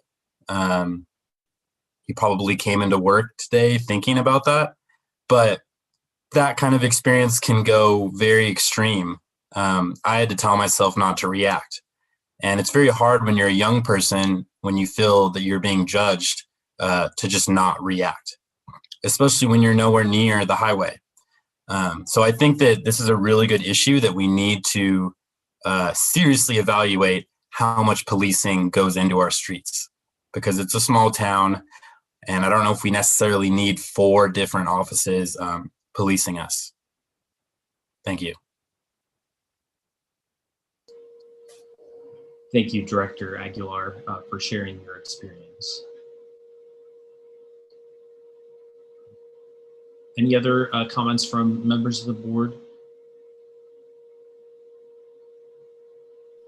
Director, or I'll go to Director Flaherty and then Director Bertrand. I just had a question. I'm looking at the document right now, but is it like an either or kind of deal? Like we either contact with police, or it's just to trusted community organizations? And is that what we should decide tonight, which route we're going? Or can that be left for future conversations as well? I think the way our power is set up under the law is that for police protection services, which this would fall under, we're only allowed to contract with the County of Santa Barbara or the Regents of the University of California. So at this point, it is, if we wanted to do the contract ourselves, I think Director Bertrand brought up another approach where we could just be, we can organize community groups and nonprofits and organizations to try to find a solution. But what is legally we are allowed to do under our government code is what I put in here as related active power. Or we can go the other route of saying, well, this is important, but none of our activated powers fit this. We can go activate a latent power. That's an alternative route that is not necessarily, it's not going to be quick, but it is a possibility. It's one of the options. I would follow up on that question. Is there a way that we can rationalize working with a community organization if it's under a facility use agreement? I think if we did it that way, we could try to have them rent space from our district, and we can pay them to operate a call center in our facilities. But that would technically require that is, actually where it's housed and operated out of. And, obviously it'd be remote during COVID, but they would need to operate out of there, which, logistically, it could technically make it harder in the future, because I know a lot of other groups that do call centers or hotlines, the volunteers can be at home, or the staff can be at home when they're doing it at like midnight. But it is a possibility, I think. It's just not as a clear-cut, straightforward way to reach that. Sure, and it's for that reason I don't expect anyone to have a serious yes or no answer to the question, but I'm throwing it out there to think about. President Brand, if I could. Go ahead, Ross. Yeah, I think that the question you just asked brings up a very good point to put to the board as they're mulling over this policy decision. And I think Jonathan has done a good job of illustrating one of the constraints the district has, is that it can only act in accordance with its activated powers under Government Code Section 61250. And when you're looking at the supplemental police protection services, that really defines the scope of that power. If what the board is looking at, it has a scope that can reasonably be established as something other than a police protection service, then the restrictions for contracting under those provisions of 61250 would not apply. I think that your comment or question about, and Director Flaherty as well, about contracting with a community group, I think that the scope of what the hotline is intended to do, having that established is going to be very important for us to be able to justify which of the existing powers could support that policy goal. And also it will drive the specifics of how we go about implementing that policy decision if and when it's made. So, with that limitation, it only applies in the context of additional police, protection services. If it is not intended to provide police protection services, which of course is undefined in the statute, if it's more of a community facility or one of the other activated powers, that might provide more flexibility in terms of what the board might ultimately decide that it wants to try and do for this community program. And part and parcel with that, identifying the scope of what the hotline is intended to address, just as a general proposition, as a public entity, the district has obligations to keep public records. So knowing ahead of time what the board's policy goal is as to what the scope of this hotline is intended to address, we can implement from the beginning the necessary record keeping that we have to comply with because of the Public Records Act, while also making sure that we provide the level of protection that the board has been discussing tonight about anonymity and confidentiality, and addressing the concerns that community members have in bringing their issues to a source that is not a law enforcement source. Thank you. Thank you, Ross. I see a hand from Director Bertrand. Yes, thank you. And I really appreciate a lot of the comments and questions from directors and council. That was really helpful to have that overview as well. So thank you. One thing I'm thinking about is how our existing contracts with law enforcement are either already doing this or moving to be more accessible to all community members to access. And I actually, I think that we're seeing some of the solution in our programs, such as the safety station program, where through that, one unintended effect of having unarmed, non-sworn community service officers out on the weekend is that there have been a number of times when violent crimes have occurred or medical emergencies have occurred, and community members have gone to our safety stations and approached the non-sworn community service officers for help. And some of those community members may not have been comfortable going up to a police officer for a variety of reasons. And through our safety station program, we were able to connect those folks with the help they needed. Similarly, through our contract for interpersonal violence and sexual assault investigation services, with our contract amendment this year, we've really made a concerted effort to make sure that there are equal reporting and service opportunities for all people. And I think that's some low-hanging fruit in the spirit of advancing this, to make sure that our existing contracts are accessible, but also working to influence the larger scheme of who do you call when there's an emergency. In regard to alternative response, which we've heard a lot about tonight, I know that in a couple weeks, we'll be talking about a student neighborhood assistance program, similar to what the San Luis Obispo Police Department has set up next to Cal Poly, and similar to what the Santa Barbara Police Department set up near Santa Barbara City College campus, where again, there are unarmed, non-sworn responders to a number of quality of life issues.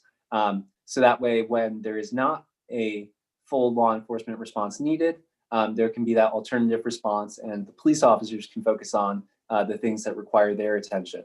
And all of this has the goal of increasing accessibility for when people need help and decreasing the barriers to reporting. So again, I'm still in the place of us doing more fact finding right now and working with community organizations. I think through our community programs, we can host some forums with these groups to really identify what the needs are in the community and to have that dialogue. And from there, if it seems that the district can be instrumental in advancing a hotline and seeing where that fits in with our powers, I think that would be appropriate. But first, I think having the discussion and making the connections among the people who are doing the work and seeing if we can better educate our community about how they can call for help when they need it, and also better educate our first responders about the barriers that exist. I think that's a good first step. Thank you for those comments, Director Bertrand. So having heard all of that, one thing, and it's possible that I was not paying attention, but I don't know if Jonathan mentioned it during the staff report that he included in the report, is the idea that while to a certain extent we are imagining a new service, there are examples of other sorts of anonymous hotlines that have been implemented in other counties for similar purposes. And one is implemented in Monterey County, and it's our understanding that Santa Barbara County is considering something somewhat similar, specifically for farm workers, given the COVID-19 pandemic. And so I really think that it seems like that with that approach, the right thing to do is try to figure out how to work with a community group to be that mediator. And I definitely would love to see us sort of direct staff to go down that route, provide some more research, and then potentially come back with a proposal for either doing like an RFP or maybe coming back with what a scope of work could look like after speaking with some of these organizations that we've identified tonight.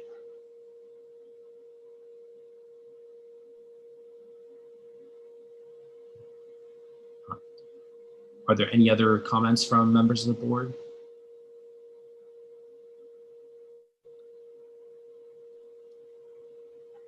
All right. Well, with that, I would entertain a motion then.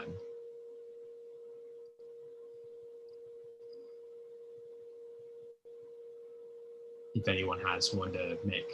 I see a hand from Director Bertrand. Thank you. I'll make a motion to direct staff to explore options for contracting with community organizations to increase reporting opportunities for undocumented community members and members of other marginalized communities, and to report back to the board. I will second that. By Bertrand and seconded by Freeman.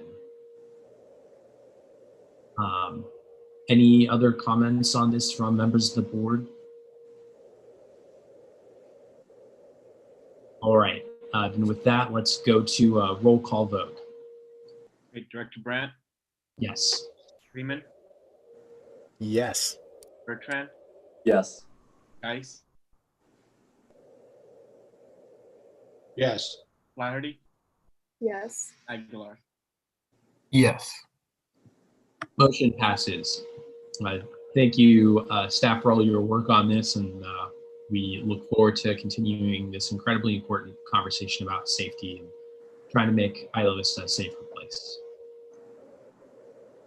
All right, the next item that we have on our agenda is the district COVID-19. So I'll hand it over to you, John. Great. So we since the last board meeting, we participated in the messaging around the Thanksgiving break for residents of Isla Vista, and we were working mainly on social media for COVID-19 campaign.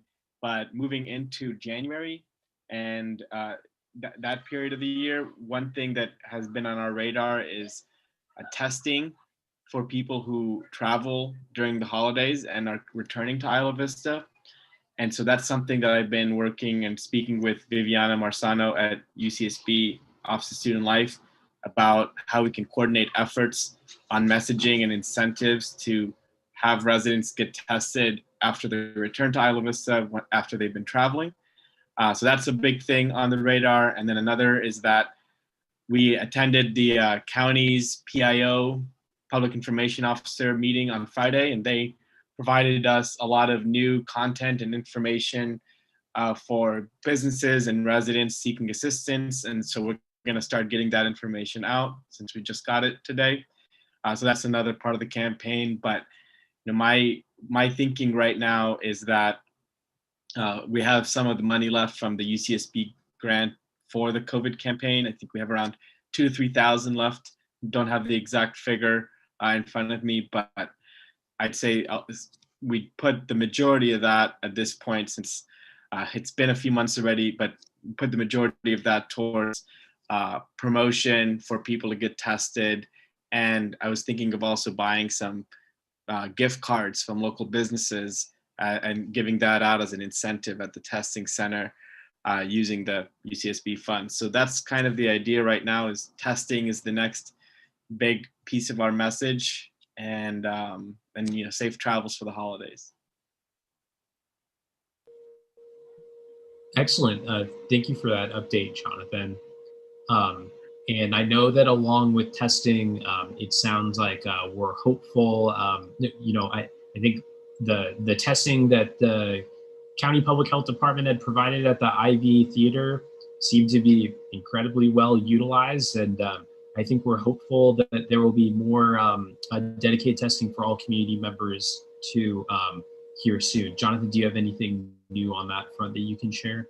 Yeah, I don't think there's anything confirmed yet, but what we're hearing is that there's going to be a permanent testing site of some kind, maybe at IV Theater again. But we got an email from UCSB yesterday that they're working that out still. And so, you know, I don't have all the details to confirm yet, but that is being worked on. So there should be more testing opportunities starting in January. But none planned in December. So at this point, residents who want to get tested should go on the county public health website and find a testing option at a local site like the Goleta Community Center. But there's none besides the UCSB testing options on campus available in Isla Vista for the rest of the year. Excellent. Thanks for that update, and we're looking forward to hearing more soon. I'll go to Director Bertrand. Thank you. I also want to thank our staff for working with the St. George Family Youth Center to support the food distribution efforts. I saw a post from them earlier today.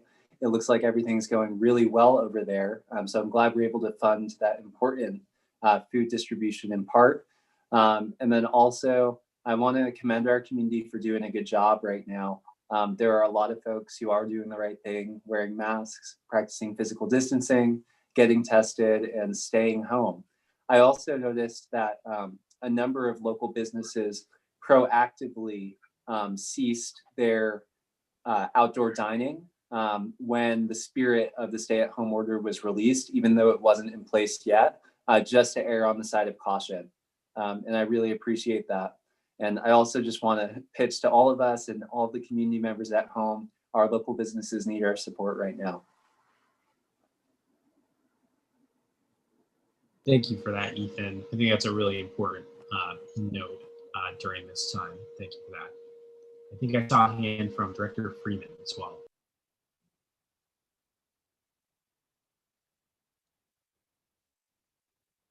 So, in Jonathan's report, one thing that kind of can come up in passing that is, I actually would be interested to know the more of the status behind, or essentially, I'm just going to be asking a yes or no question. He's going to say yes, but like I'm curious to know about these things in general. So, the university is sending everyone home, and then they're all gonna come back. Is that the idea? It was funny hearing it because I was just watching a kind of a funny like video on TikTok or something earlier today where we were joking about the idea of, or maybe it was like a comic I read or something. It was like that the idea that the university is going to like, it was whatever university it was, has decided that you can't stay here for COVID things, but we're going to instead force everyone to travel back and forth quite a bit chaotically over the course of this time period, potentially taking infections that they have here, bringing it back to their family at home without offering any opportunity to just kind of stay here.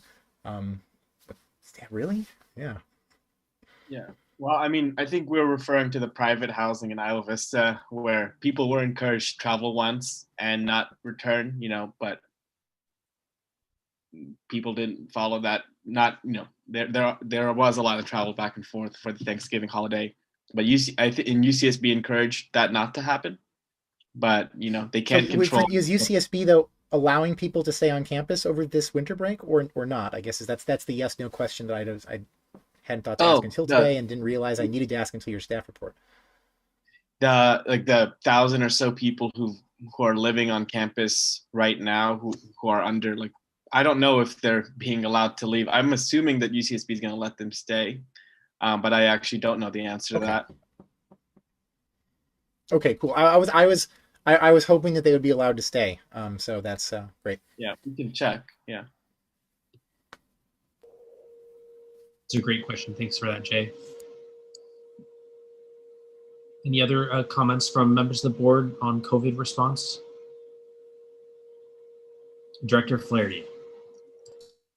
Yeah, I think, well, I also, I know that UCSB was encouraging one-time travel too, and I definitely encourage my friends to travel once. Like I'm back here from Thanksgiving onward, but for a lot of people, it might not be possible if they work in Isla Vista or around Santa Barbara. So I know that was a difficult decision for a lot of people to make. And I also would really support the testing that was in IV directly. I know a lot of people were really interested. Like when I posted that, a ton of people messaged me saying that they really appreciate that there's a resource that isn't just student health also. So we could continue that definitely next quarter too. A ton of people are going to be coming back.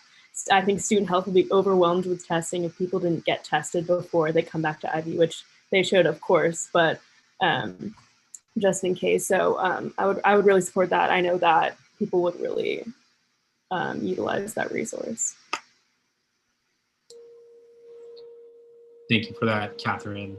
And yeah, I think it just really punctuates that we all need to continue to be reminding everyone, get tested. It's an important thing that we can all do right now because we know, I think we can't say it enough, that especially people who are younger, people who are healthy, can contract the virus and be asymptomatic and spread it to those who may not handle it in the same way that their immune system does. So we'll definitely continue to put out that message, and glad to hear we're working with Viviana to figure out some incentives. I like to hear about incentives. That's a good way of getting people to do the right thing a lot of times. I got one more thing that I just wanted to share. It's a little bit of a happy note to end on. We've talked at our board a lot about lighting and how important it is for people to be able to walk around at night and feel safe because there's an adequate amount of light on the streets. And one of the really positive side developments of the stay-at-home order that makes me know that the vast majority of Isla Vista residents are doing the right thing is that people have decked out their yards with all sorts of cool lights. I'm not talking about just the lights that you hang over, like the like Christmas light type lights. I'm also talking about all sorts of big displays, and I want to use this also as a quick opportunity to give a special shout out to the St. George Youth Center and Ivy Record Park District, who put on an excellent lighting display at the St. George Family Youth Center. And not only does it look beautiful, but it also gets us in the holiday spirit, and it provides more light, which I'm a huge fan of as someone who likes to walk and run once the sun goes down. So a little side happy note that we can close on, I think, for COVID response. All right, any other comments from the members of the board? Okay, with that, we'll close this item and we'll go on to item 5.7, which is resolution 20-14, co-applying for the CDBG grant. I'll hand it over to John. And Mr. President, I'll be recusing from this item. Thank you. Thank you. Great. So let me just write that note down so we don't forget. So this is, some of you might remember, and I think it's fair if you don't remember, especially if you weren't here at this time last year, but the county applied for a CDBG grant last cycle and they did not get it, partially because it did not have enough information about what the buildings would be programmed to be used for, which would have been something we'd help write into the grant. So the county is applying again for the exact same grant that did not succeed last time, but now with our help as partners in writing the application and certain, the parts that are relevant to us, and also just putting our names down on it too as a co-applicant to help increase the chances of winning the grant.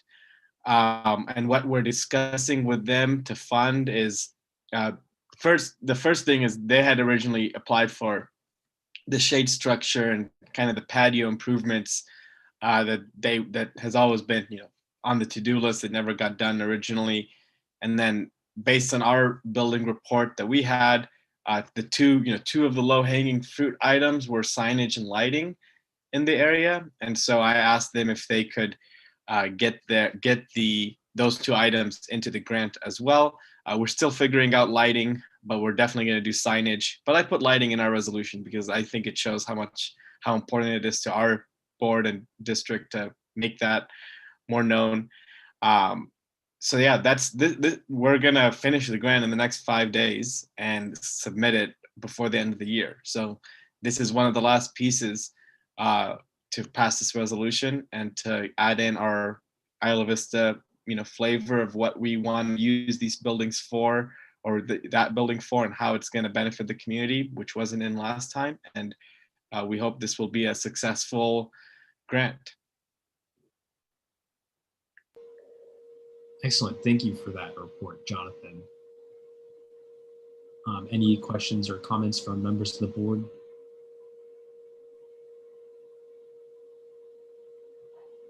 Great. Well, thanks again for all your work on this. And I'm really excited that we can have all of our ducks in a row to go after this and try and bring in more revenue to be able to make improvements to such an important facility. Even if we are on a little bit of, or it feels like we've been put on pause with our relationship with the building because of COVID-19 and all of the changes that it's brought, I think this is a good reminder that we are still invested in the community center long term. And thank you for all your time that you put into this. Any other comments from board members? All right. Any comments from members of the public?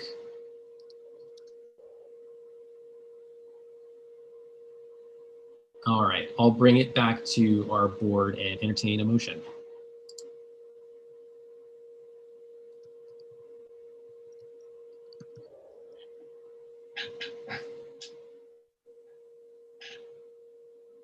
If anyone would like to make one, or I'm happy to make one, I'd move to adopt resolution 20-14, co-applying for the CDBG grant for the IV Community Center. I'll second that. All right, motion's been made and seconded. With that, let's do a roll call vote. Director Brent? Yes. Director Freeman? Yes. Director Bertrand? Oh, he's recusing. Director Geis? Yes. Director Flaherty? Yes. Dr. Aguilar? Yes. Motion passes. Excellent. And we'll look forward to hopefully good news on that sometime soon. Okay, now we'll go to item 5.8, Isla Vista Nightlife, Arts, and Cultural Planning. And I want to hand this over to the sponsor of this item, Director Bertrand. Yes, thank you. And I'd also like to mention that Director Aguilar is working with me on this as well. So I'll hand it over to him in a minute for any comments he has.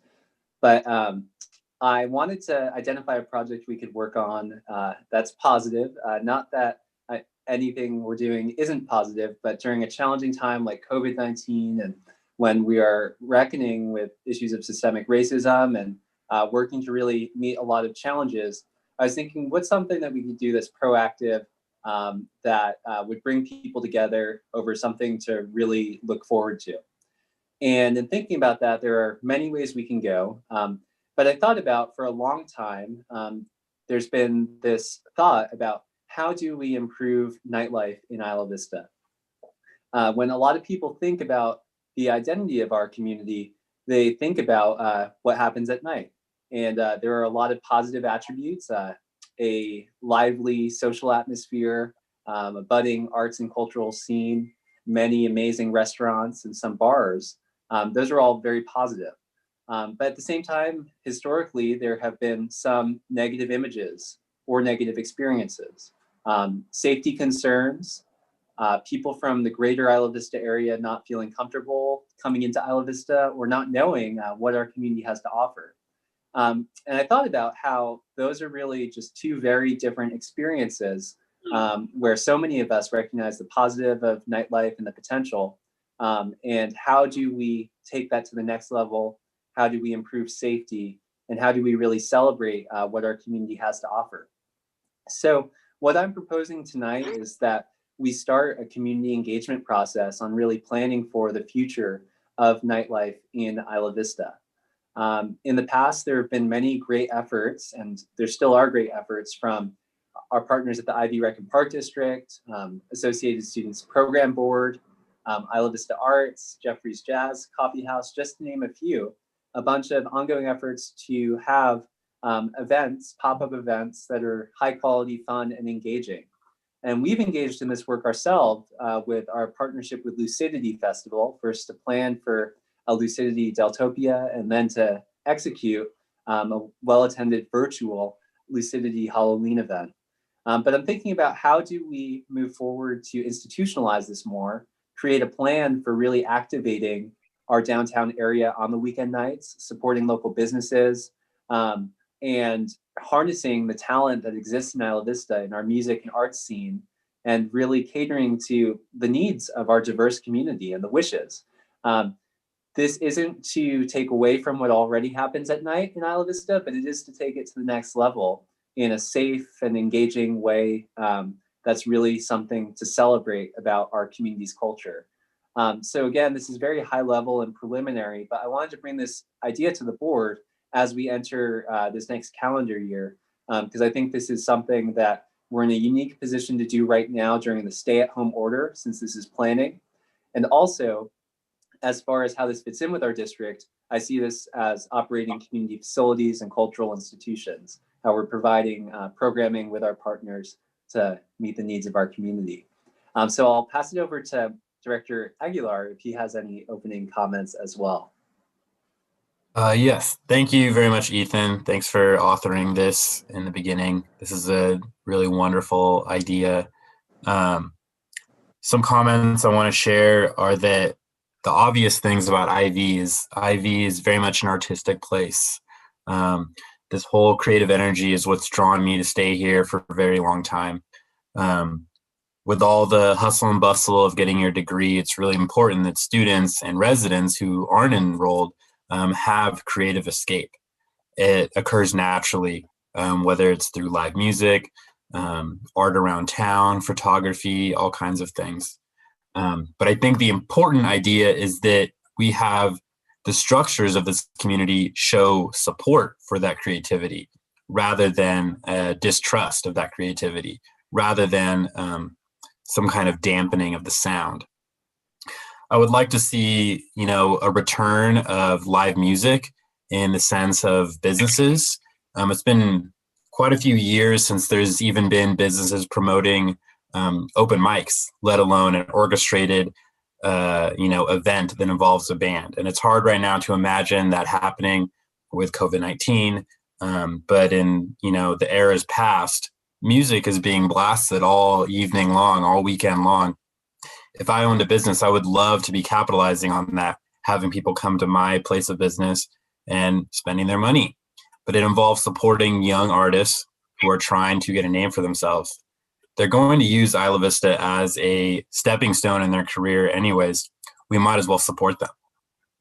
If you look through the different live music acts that have started here, two of the most popular are very big in the whole reggae genre, that being Iration, that being Revolution. Both of these bands started in Isla Vista backyards and sell out huge stadiums across the world. I think we should be spending some energy encouraging this kind of creative energy and showing community buy-in from our serious organizations like IVCSD, like the IVRPD, and the businesses that choose to have residents here.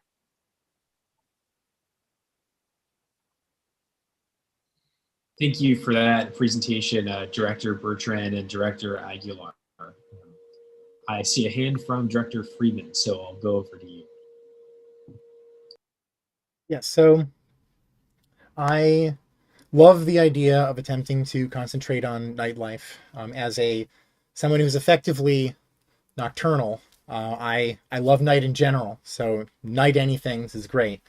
The question that I have, and to be clear, this is coming from somebody who loves looking at these sorts of things. I mean, I was not just heavily involved in the construction of the idea of Isla Vista First Fridays, I was heavily involved in the literal construction of it, the teardown of it every night for the the first year of it being in existence, and helping think through all of the issues of like what kind of bands would it have. I mean, the idea they're talking about local artists and like the local music traditions here is something that I think is really resonated with me. But when I think about all of these types of activities of attempting to run events and attempting to we think about music and bands and all these things, I think, well, what government power does that fall under? And the government power that I think of is that's a recreation power, which is the Isla Vista Recreation and Parks District. And if the Recreation Parks District wants to run events in Isla Vista, whether they be in a park or not, it's not the Parks District, it's the Recreation and Parks District. That is that government's purview, and we are kind of somewhat specifically not supposed to get involved in things that are under the purview of the Recreation and Parks District, for better or for worse. I mean, I was involved in it, but I also can see the argument on the other, like in the separation, but I can also totally see the argument on the other side. But that is how it currently stands. And so I'm very curious to understand what power we're really looking at here. It doesn't quite sound from the description here, like occasionally we attempt to like stretch the definition of community facility, for example, in order to say that, well, we're just going to offer a location. We're not actually going to do the programming. We're going to get other people to do the programming. Or we're going to do some kind of just an informational campaign about something related to our area. But this is something where it sounds more like attempting to identify communities' nighttime priorities, program assets, opportunities for growth, and looking at. You see, this feels more like something that we should maybe, if we're interested in doing this, and I love this sort of thing, we work with the Park District. I mean, like we as individuals work with the Parks District on it. I'll go to Director Bertrand. Thank you. So I definitely think this is something that we need to collaborate with the Park District on, as well as some of the entities at the university and other service providers. But I really think this should be a team effort. I think it builds on what I mentioned before of the community festival work we've been doing with Halloween and Deltopia, contracting with Lucidity. One thing I didn't mention is I also see the future IV Community Center having a huge role in this. I think many of us were present right before COVID at that first event when there was a live band there, I think Latin jazz, to kick it off. And that was so amazing. And I want to see music, entertainment, arts, cultural events frequently there. I think that's a big part of it. But also what I've thought about, and obviously this is something to work out, but I've kind of pictured like the network of events as part of the Ivy Community Center, where the community center is a hub for a lot of things, but also there are pop-ups around the community, whether that is a festival hosted by this district, whether that's a First Fridays sponsored by the Park District, whether that's eventually subcontracting with local businesses for public programs of entertainment. I see all of those as opportunities. And it's definitely something that I think we should be a collaborator on. I would love if this is a mutual effort between our two districts and other organizations. I think that this only will be successful if we partner. But it's definitely something that I see our district paying close attention to and hopefully putting resources into, whether that's through, like I said, the operation of the community center, continued operation of community festivals, and additional programs that we would discover through a collaborative process like this. Thank you for that, Director Bertrand.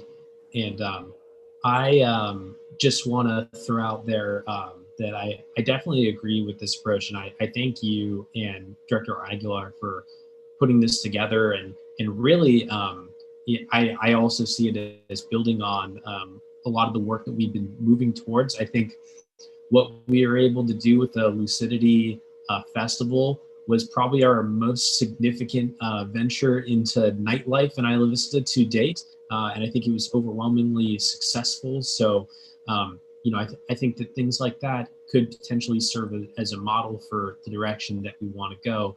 But also, I think you're right that community engagement is going to be a really important aspect of this because, there's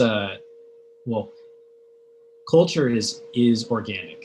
And we as policymakers, we make policy. So we're very in tune with the ideas of making emotion, tweaking language. But culture, it's superfluous and we can't legislate it. So I think it really comes down to me and what I'm hearing both you say is the more that we can empower individuals in our community that have that energy to grow and flourish, the better off we're going to be as a community. And I really see a nexus there with public safety as well. The more that we can channel this unyielding energy that Isla Vista has towards these positive outlets, I think the better off that we're going to be. I also see a part of this discussion being things related to, I guess, our discussion about drugs and alcohol in Isla Vista. And the way that we can promote safe drug and alcohol usage as much as we can. And thinking about some of the existing policies that we have or approaches that we've taken as a community to something like alcohol permit licensing and trying to unpack whether our approach is the right one or not. Legal cannabis is something that is going to be coming to Isla Vista. We've heard a lot about it. Indeed, there are many companies that have applied for a permit to serve Isla Vista in that way.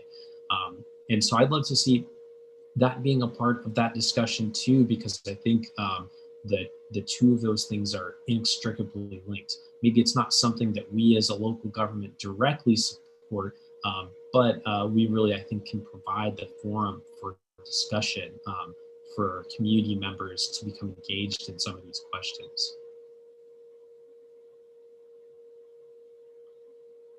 Any other comments from board members? Director Flaherty. I definitely see Director Freeman's concerns, and so I agree that this is something that we should talk about with the Recreation and Park District. But as the idea, I do love the idea. I think one of the greatest ways to build community is through art and music. So I am in full support of creating programs for that, especially utilizing the community center. I mean, of course, it looks different with COVID right now, but in the future, especially in winter when it's colder and outside events may not be, or it's raining and outside events just don't make sense. So I think that would be an amazing way to host cultural events, bands, open markets, art exhibits. So I definitely agree that art and music is an incredible way to bring community together. So those are my thoughts. Thank you for that, Director Flaherty. Go ahead, Director Geis. Yeah, I just, we when we did the redevelopment agency, we exactly went after the downtown loop, and that's how part all got redone, and the top of the loop, the bottom of the loop. We added trees, we put in beautiful lighting on part all, and then after the redevelopment agency went away, somebody came in and arbitrarily decided to take out some of that lighting. And so, we had that part all plugged in where you could, run live music right there in the street. And the idea was to close down the street. So I say, my whole thing is bring back the music. And, that's what we need to do. And we need to bring that loop back. And there's many ideas on how to redo the loop and, put in maybe a performance center at the top of the loop. I call it the top where it goes around the top. Some people call it the bottom. But anyways, all that's been there. But some of these ideas have been there before. And then, running out of the money in the vision of the redevelopment agency who was kind of running that, we just kind of took it all, the county took it all apart. And we now need to put it back together. So. Thank you for that, Director Geis. And with that, I think it's a good opportunity to open up public comment. Any members of the public have comments on the nightlife item? I see a thumbs up from Dennis. Dennis, can you unmute and provide your comment? Hi. So a couple of thoughts. I have enjoyed the nightlife in Isla Vista ever since I first came here in the late 80s. And one of the best venues for live music is Anascoyo Park, which has a theater and a stage with power, and some great performances have occurred there. It's currently inaccessible, so I think that's one issue that would have to be addressed. The other point I'd like to make is that I think Director Freeman and Flaherty made really good points about the scope of the responsibility of a government branch such as this, and considering the source of the revenue, the utility tax, in that it's coming from, consider the place that it's coming from. It's coming from very essentials for life, water and electricity, sewer, and so forth. And a lot of families are having a hard time making ends meet. So it flies in the face a little bit of the public who's basically funding this through their life essentials to spend it, celebrating in some way, to have parties and so forth. So I appreciate the comments about the scope, maybe some outreach in terms of how these things are conducted, but I think spending public money is probably just a little bit hard to take. So that's about what I have to say. Thank you, Dennis. I see a hand from Director Bertrand. Yes, thank you. I appreciate the comments from Dennis and from my colleagues as well. We definitely have to be sensitive about how we go about this, but this is in part what we were formed to do, with being able to operate cultural facilities and community centers. And just like how the Park District is also funded by local tax dollars of our hardworking community members, it's putting that money to good use and figuring out how we best collaborate. And one more thing I'll mention is this builds off very well of previous efforts, such as the Projects for Public Spaces program that Kim Yasuda brought to Isla Vista to imagine how we bring to life a number of our public spaces and serve the community, and also the IV Opportunities Matrix, which identified activating the downtown area as a top priority. And as Director Brandt said before, aside from providing Isla Vista residents with this amenity that is beneficial to the quality of life of our community, it's also a huge safety effort too. Because right now, in the absence of organized high quality events, we have a de facto nightclub on Del Playa Drive and other streets. And again, not taking away from that, I'm happy for people who have a great time. But there are also safety concerns, and by creating additional opportunities, perhaps we create a safer environment overall for the benefit of everyone, whether they're coming to these events or participating in the arts and culture or doing other things, but living in a safer community with a high quality of life. Thank you for that, Director Bertrand. And I realize we have another public comment I see in the chat. Ash, do you want to make a comment, or do you want me to read off what you put in the chat?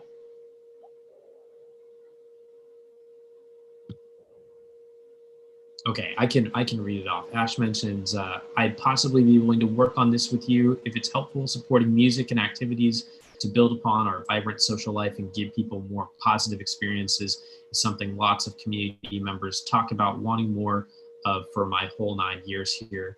In my experience, often it comes up in conversations about wanting a safer environment where there's more wholesome things going on, where people may still be drinking / smoking some, but when there's vibrant music / art / community engagement, people don't feel as inclined to overdo it to a dangerous level, and a better environment can be created in terms of a culture of consent and reducing assault and things like that. And thank you for that comment, Ash. I think that's a really important thing to think about. Are there any other public commenters on this item?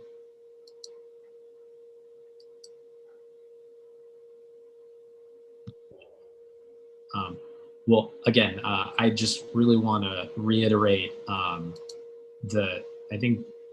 echo some of the comments Dr. Bertrand just made, which is that we're a local government agency that is unconventional in so many different ways. We're the only that has the power to levy a utility user tax. We're the only that has a 2-year term specifically to ensure that there will always be student representation on our board. And as far as I know, we're the only one that has worked in such a progressive fashion to try and improve safety in our community by funding the arts and culture, which we all wish that we were able to do it in person, but I think the virtual Lucidity event really, to me, proves that it's a small investment to make in the overall health and safety of our community. And with that, with encouraging folks to stay home, it's a little bit different of a goal than I think what we'll have during non-COVID times. But to me, it really showed the value of engaging the arts and cultural community in these conversations and seeing how we can support. So I'm very supportive of us looking into how we can create this engagement process. I think it's well worth whatever small investment that it will be.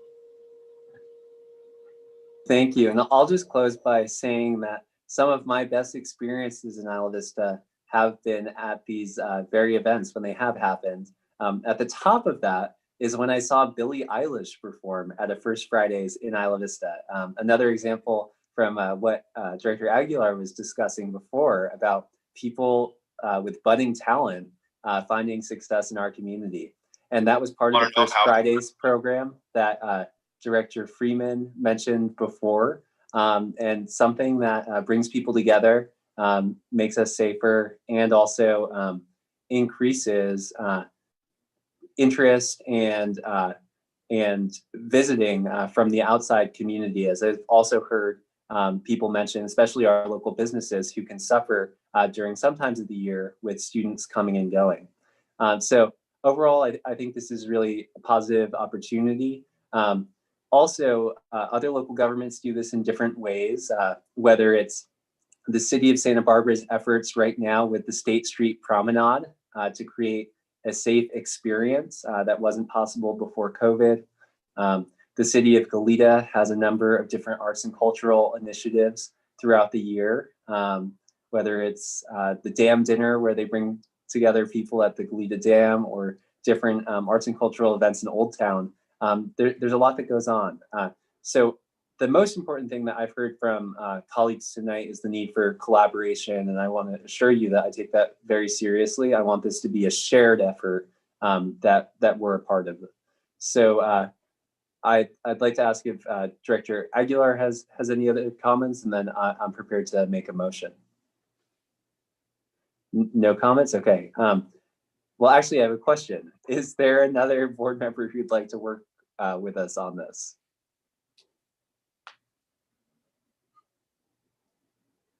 I see Director Flaherty. Awesome. So I'd like to make a motion to provide direction to Directors Bertrand, Aguilar, and Flaherty and staff to report back on the creation of a stakeholder engagement process to plan for the future of nightlife in Isla Vista. And I'll add a comma to that recommended action, or actually I'll add another sentence to the recommended action, which is that quote, collaboration with other service providers will be important for carrying out this process. All right, there's a motion on the table from Bertrand. Is there a second? I'll second that motion. Seconded by Aguilar. Great. All right. Any other director discussion or deliberation?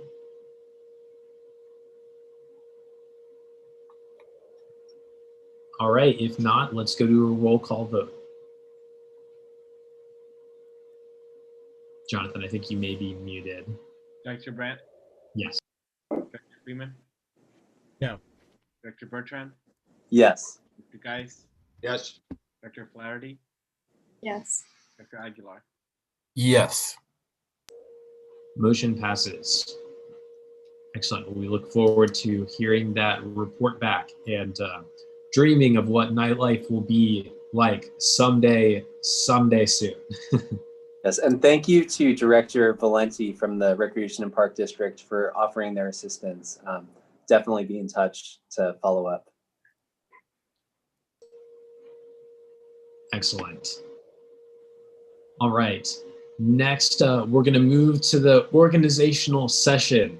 So this is a once a year thing that we do to get organized internally as a board. And the first item under the organizational section is selecting a board president and vice president.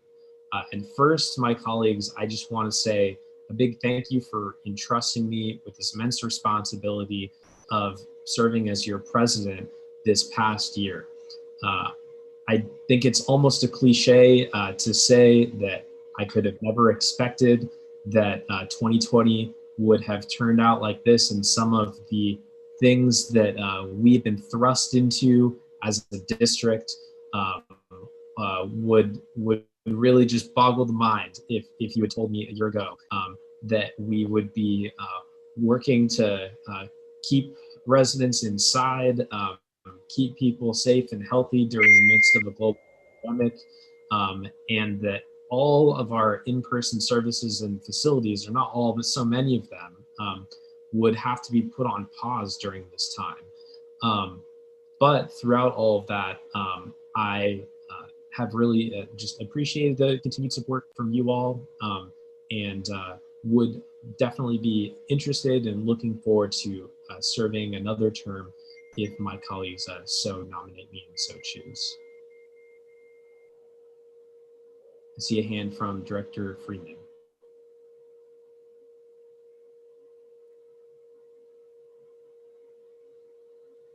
Actually, well, I'm so used to doing the exact same thing every single year that I suddenly couldn't be. Do we normally do vice president first? Is that normally what we end up doing? Am I just like getting lost momentarily? I think we usually do president first. Okay, because I feel like what I usually end up doing is which I feel strongly about doing again, is to look at some of our new and particularly strong board members with a background in government organization type things. I'm looking at Catherine Flaherty and the fact that she is coming into the Associated Students Internal Vice President of Student Affairs position as somebody who what are your interests? I'm curious. Would you be interested in being thrust into the position of being president? Would you be interested in being vice president and potentially I will be pushing to try to get you as president the following year? But I would like to look, as opposed to continuing always with what we've been doing, to look for both new blood and also to try to take advantage of particularly interesting opportunities of trying to get also kind of a diverse presence, I will say, in our not administration level, but in our top level of our top tiers of what we're operations. Yeah, I would love to serve in a leadership position. Being internal vice president right now has really helped me, I think, prepare for being potentially vice president.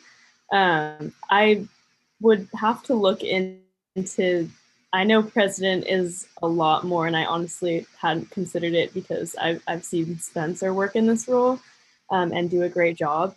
But I would be interested in potentially being president next year once I'm more familiar with the structure and roles of everything. But I'm definitely interested in participating in that capacity.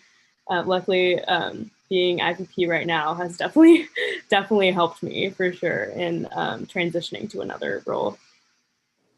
That was, for what it's worth, that was also why your comment about being maybe interested in vice president and not. So I was trying to remember, I swear I've done this exact same thing for the last 4 or 5 years of us doing it. And I could have sworn it was always poking at somebody and trying to get them to be vice president or something, not trying to immediately thrust them into president, but then doing it in the organizational structure of this.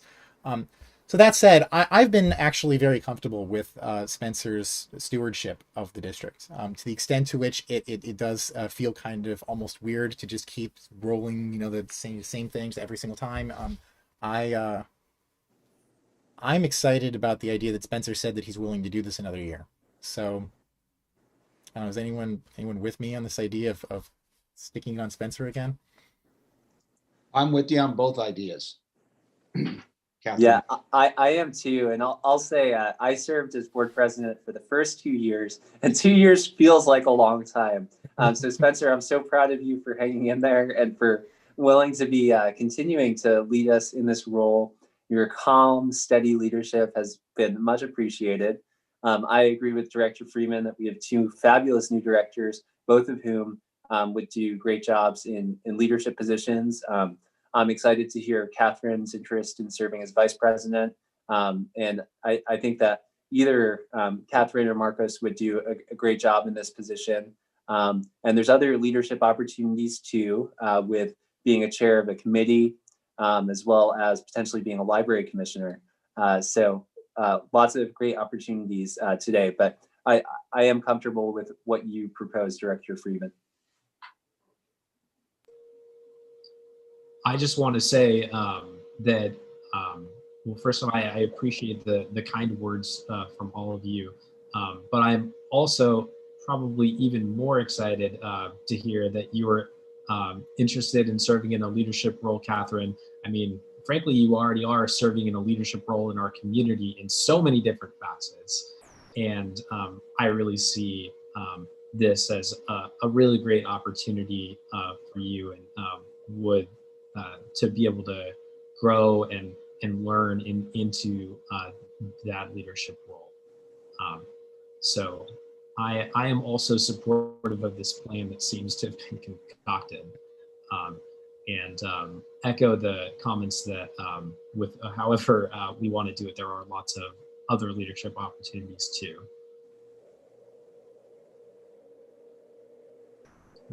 I also want to say as it pertains to vice president, no hard feelings to Bob. Bob, you have like just been, our right hand. No, there's no hard feelings. Don't worry. I'm a new grandfather and I'm babysitting 4 days a week from 7:30 to 5:30. So I have a job. It's almost full time. Well, who knows how long that'll last. Well, I still remember when we sat down with you at the market in Santa Barbara, at the public market, Ethan and I, back in 2017, and brought you out of retirement.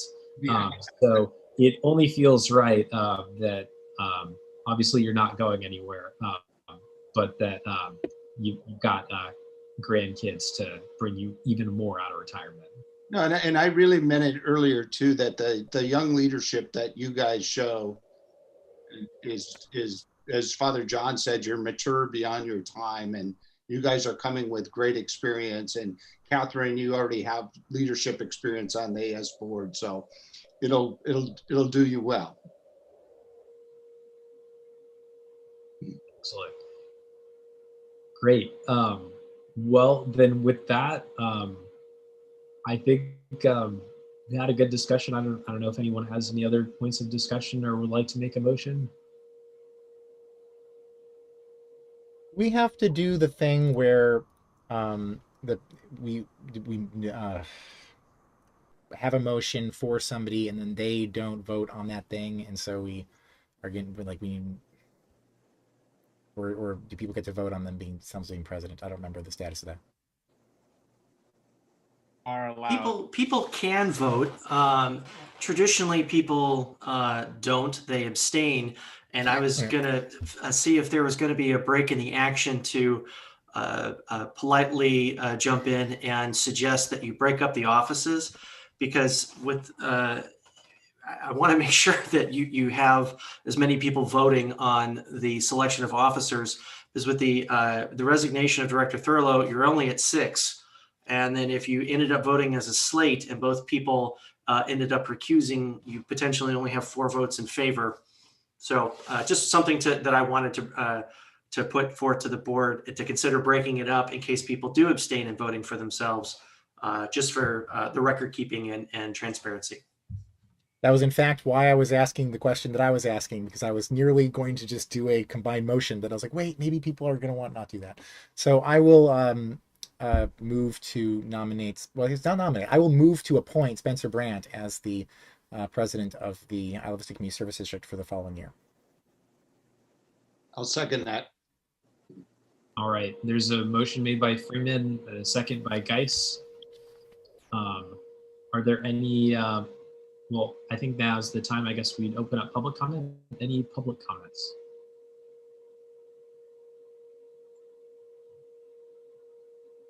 All right, back to the board. Any other board discussion?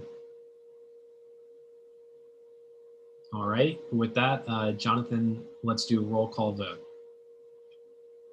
Great. Director Brandt. I abstain. Director Freeman. Aye. Director Bertrand. Aye. Director Geis. Aye. Director Flaherty. Aye. Director Aguilar. Aye. Thank you.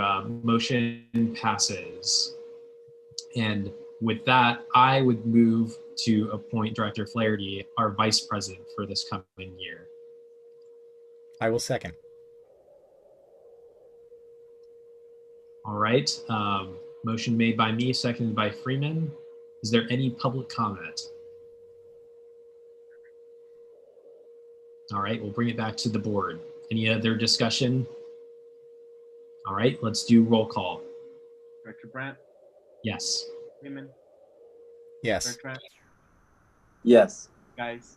Yes. Flaherty. Abstain. Aguilar. Yes.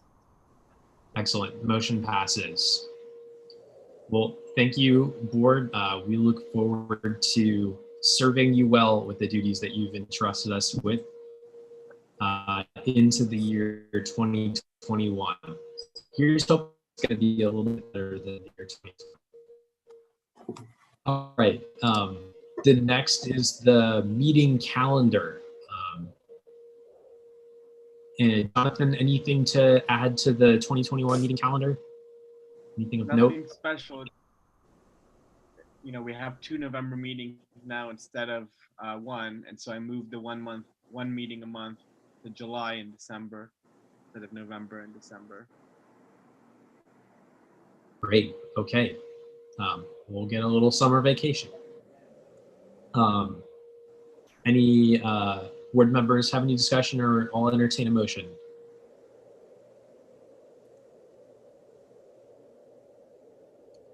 I move approval for the 2021 board meeting calendar. I will second. All right. Made by Geist, seconded by Freeman. Any public comment? All right. We'll go to a roll call vote. Brent, Yes. Freeman, Yes. Bertrand, Yes. Geis, Yes. Flaherty, Yes. Aguilar. Yes. Excellent. Motion passes. Next item is for the board committee structure. So now that we've had some board turnover, I think we've got, it looks like 1 vacancy on the policy committee. It looks like we have previously had a lighting ad hoc committee and a spring festival ad hoc committee, but my understanding is those aren't active anymore because they're ad hoc committees. Never met. Even. Okay. I was going to say, I feel like I'm on a number of committees, including these, that have never met. So I'm not certain if is this even a complete list. Yeah, well, that's I know. I think it is for now, but what we'll do after this discussion is in January, we'll have another resolution that just updates the committees like we did last year, and then that'll be the complete list. Okay. So with that, are there any board members interested in serving on the policy committee? Catherine, I think you'd be great as a policy committee member. I was hoping that would be the case. All right, well, this is really easy.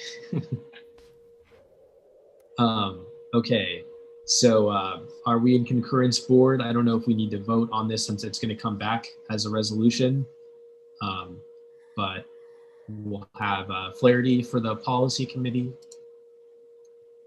And then the legislative committee, I seem to have like a premonition that was, well, first I thought it was an ad hoc committee and that I appointed members or was supposed to appoint members, but I could be wrong.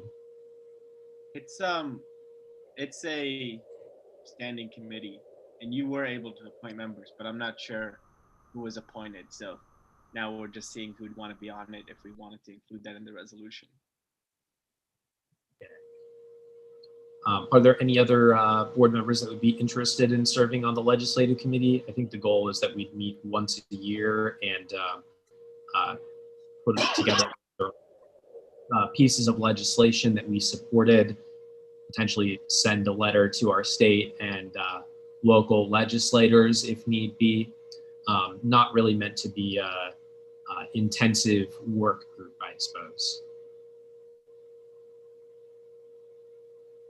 But to upsell it, you're getting to spend a lot of time doing a lot of fascinating research on how all these different bills fit together and who's actually, sponsoring them, figuring out how to best leverage the abilities and position of our district in order to actually make change. I don't know. We've sadly, almost maybe accidentally, hey Marcus, are you interested in being on a committee? We've got this committee. No one on it yet, and yeah, I mean, I'm interested. I'm not fully understanding exactly what this committee is, though, to be honest. Otherwise, I might be able to say more. Yeah, great question. So there are pieces of pending legislation that say, laws that just have been proposed but not passed yet, either at the state house, sometimes locally at the county board of supervisors, that may impact the district that we would want to take a position on. In the past, there was a bill in 2018 or 2017, I believe, that slightly modified some wording to our authorizing statute. And then there are tons of other proposals that come forward each year. So really, we would just be identifying those legislation, researching it, and speaking up, talking with our local legislators if need be. Yeah, you can count me in on that committee. Excellent. Okay.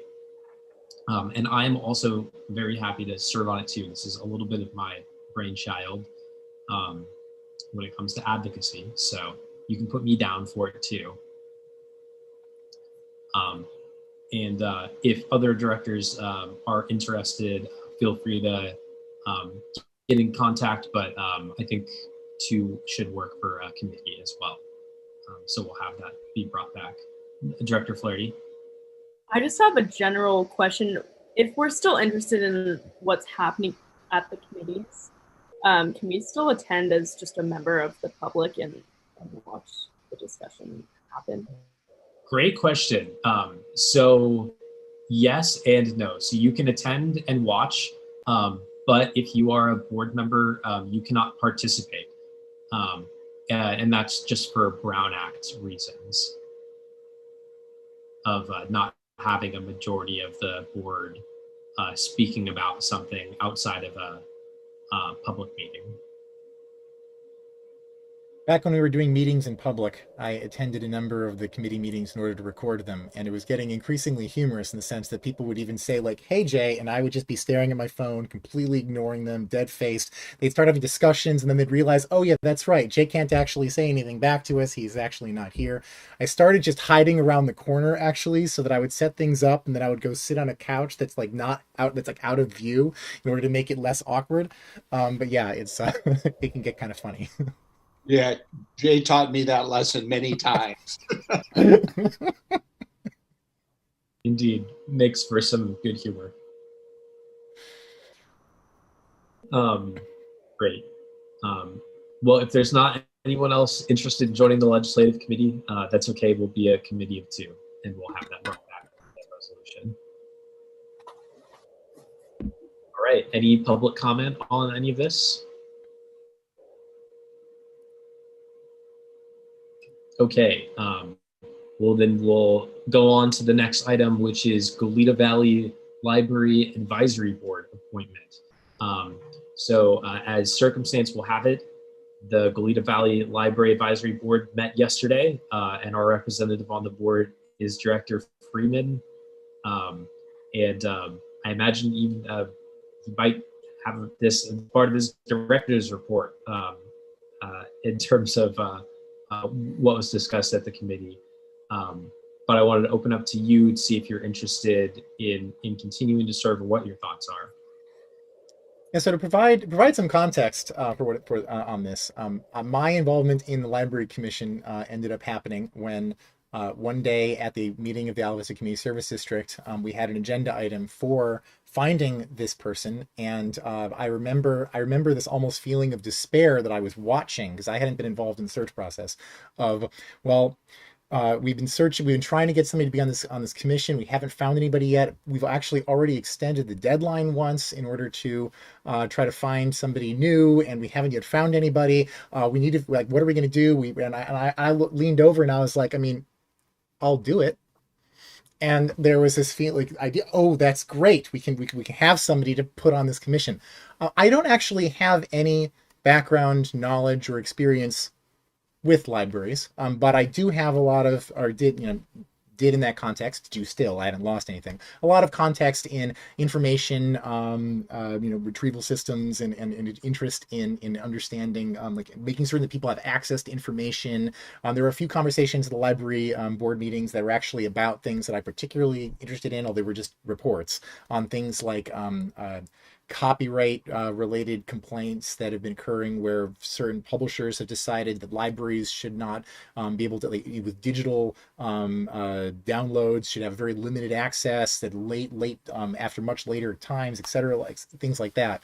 But as far as representative of being a representative of the community for libraries, I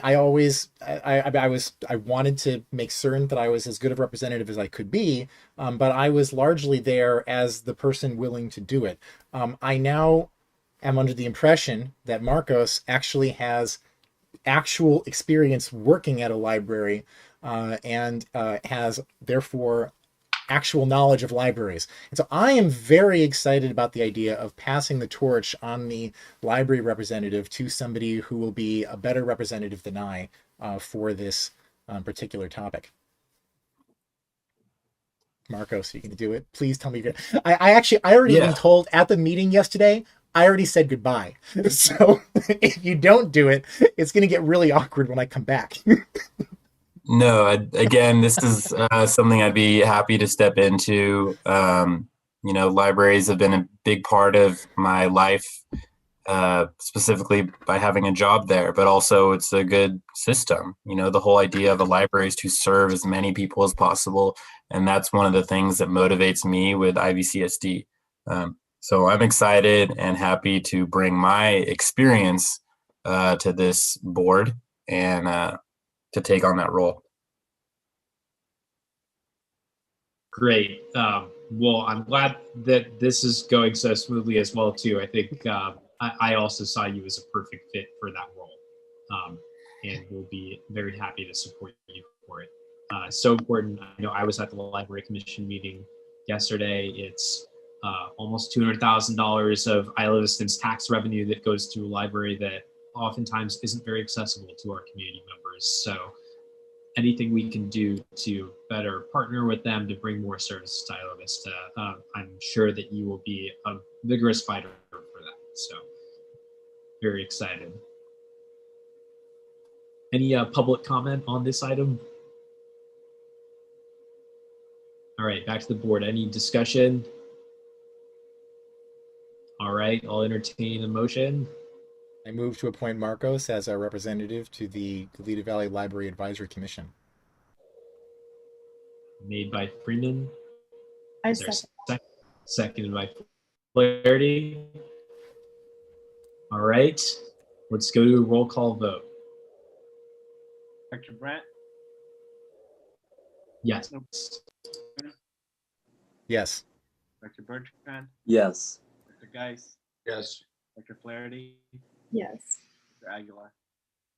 Abstain. Motion passes.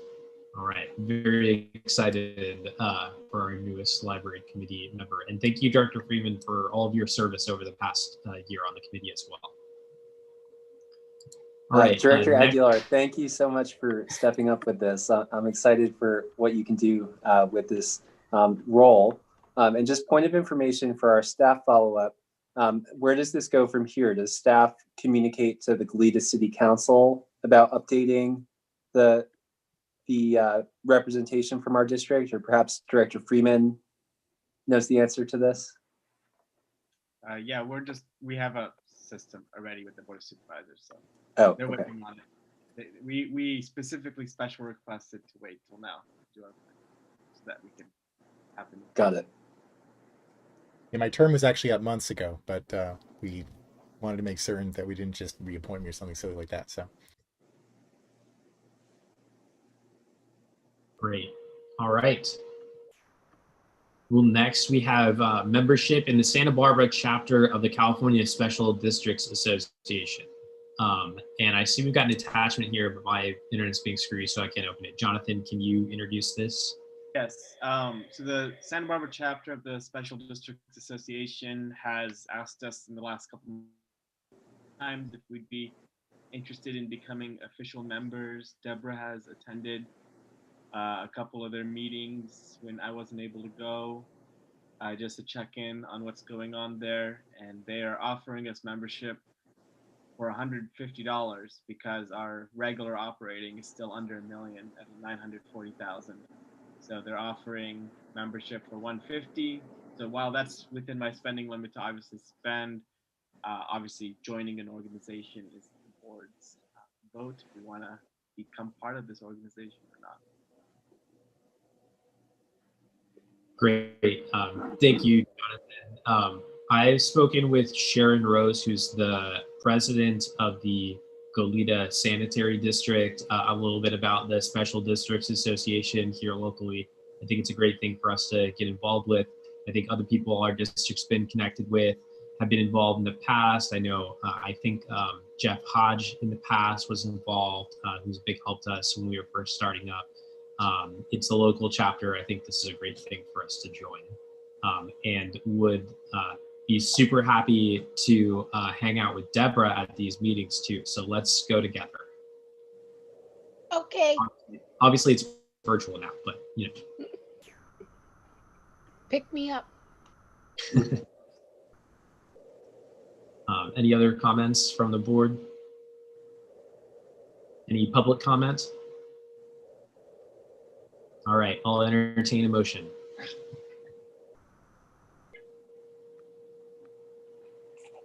I will move to establish a membership with the Santa Barbara chapter of the CSDA.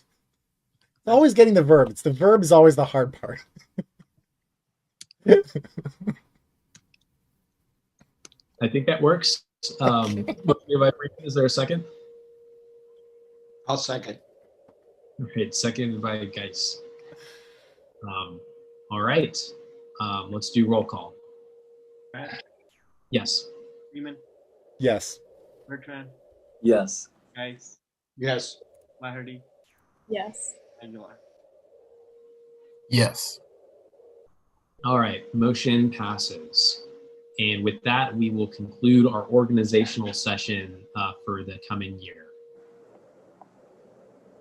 All right, we have reports. First, any members of the board have reports? Director Bertrand. Yes, thank you. Sorry, just one question for the last item. We didn't talk about Finance Committee. Is that because we're just keeping the membership as is? That's I think we did that ad hoc, didn't we? Standing committee now. a good question. I believe the last time it was standing. Yeah, and right now we have myself, Brant, and Geis. I definitely want to continue to serve on finance, my preference, but happy to hear what everyone else wants to do as well.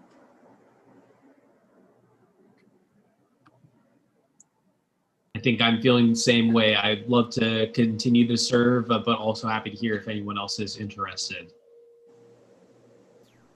And if you guys are comfortable, and you guys have been doing a good job, and Jonathan's, really helping out and leading the charge on the budget stuff. If one of the new members wants to get involved on the finance committee, it's probably something good to learn. Other than just have me continue, but. Yeah, and what that would entail is mainly a number of meetings that we have in the spring months. That's sort of when our budget process, we sort of process up a little bit in order to be able to do more community engagement while students are still in town during the spring quarter and semester. And so a lot of community engagement and also working on the numbers side of things, proposing new line items for next year.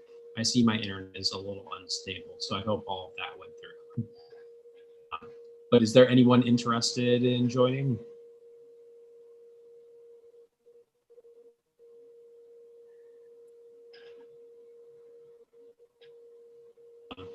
If not, I think I'm definitely comfortable continuing.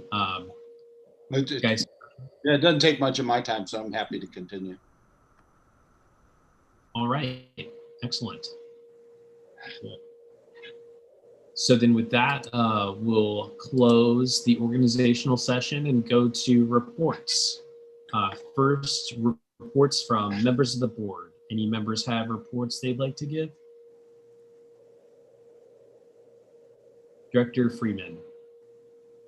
So yesterday was a meeting of the Goleta Valley Library Advisory Commission, and work is continuing on most like planning for the camper van and the various Wi-Fi points and vending machines, and there's now more.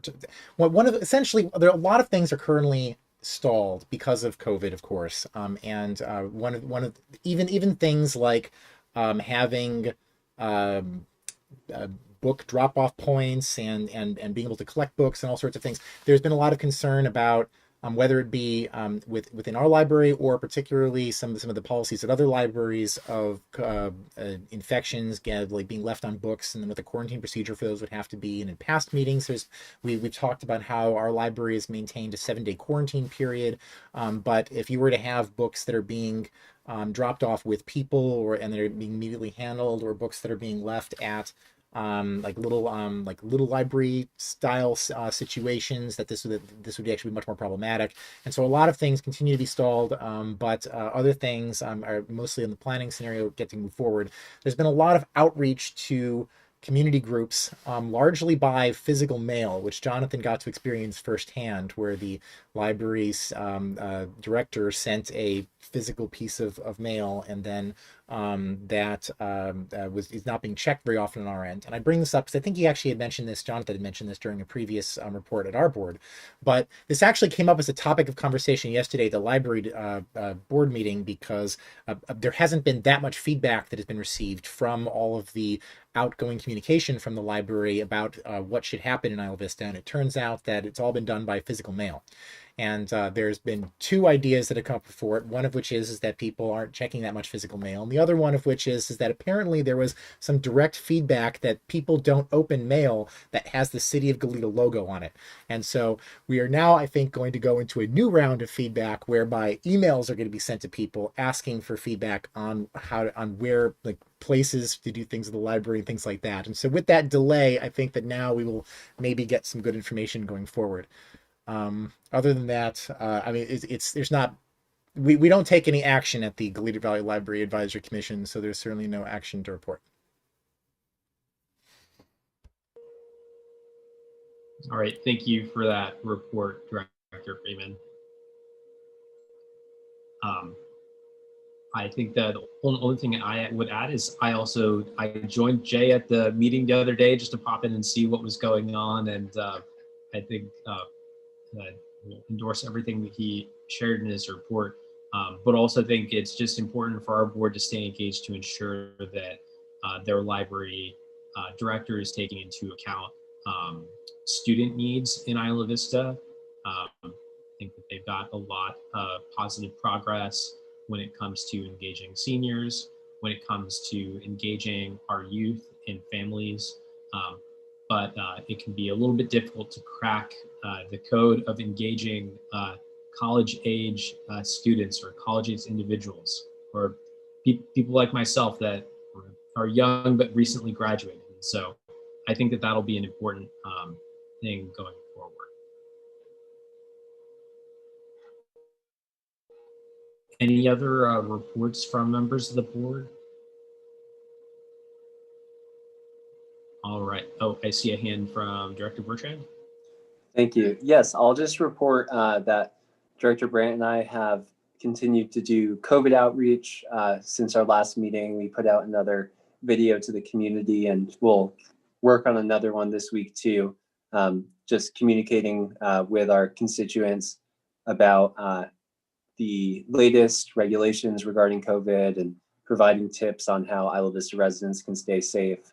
And then someone mentioned it before, but again, congrats to the Ivy Rec Park District, St. George Youth Center on their holiday light display. I got to see it and it's really neat.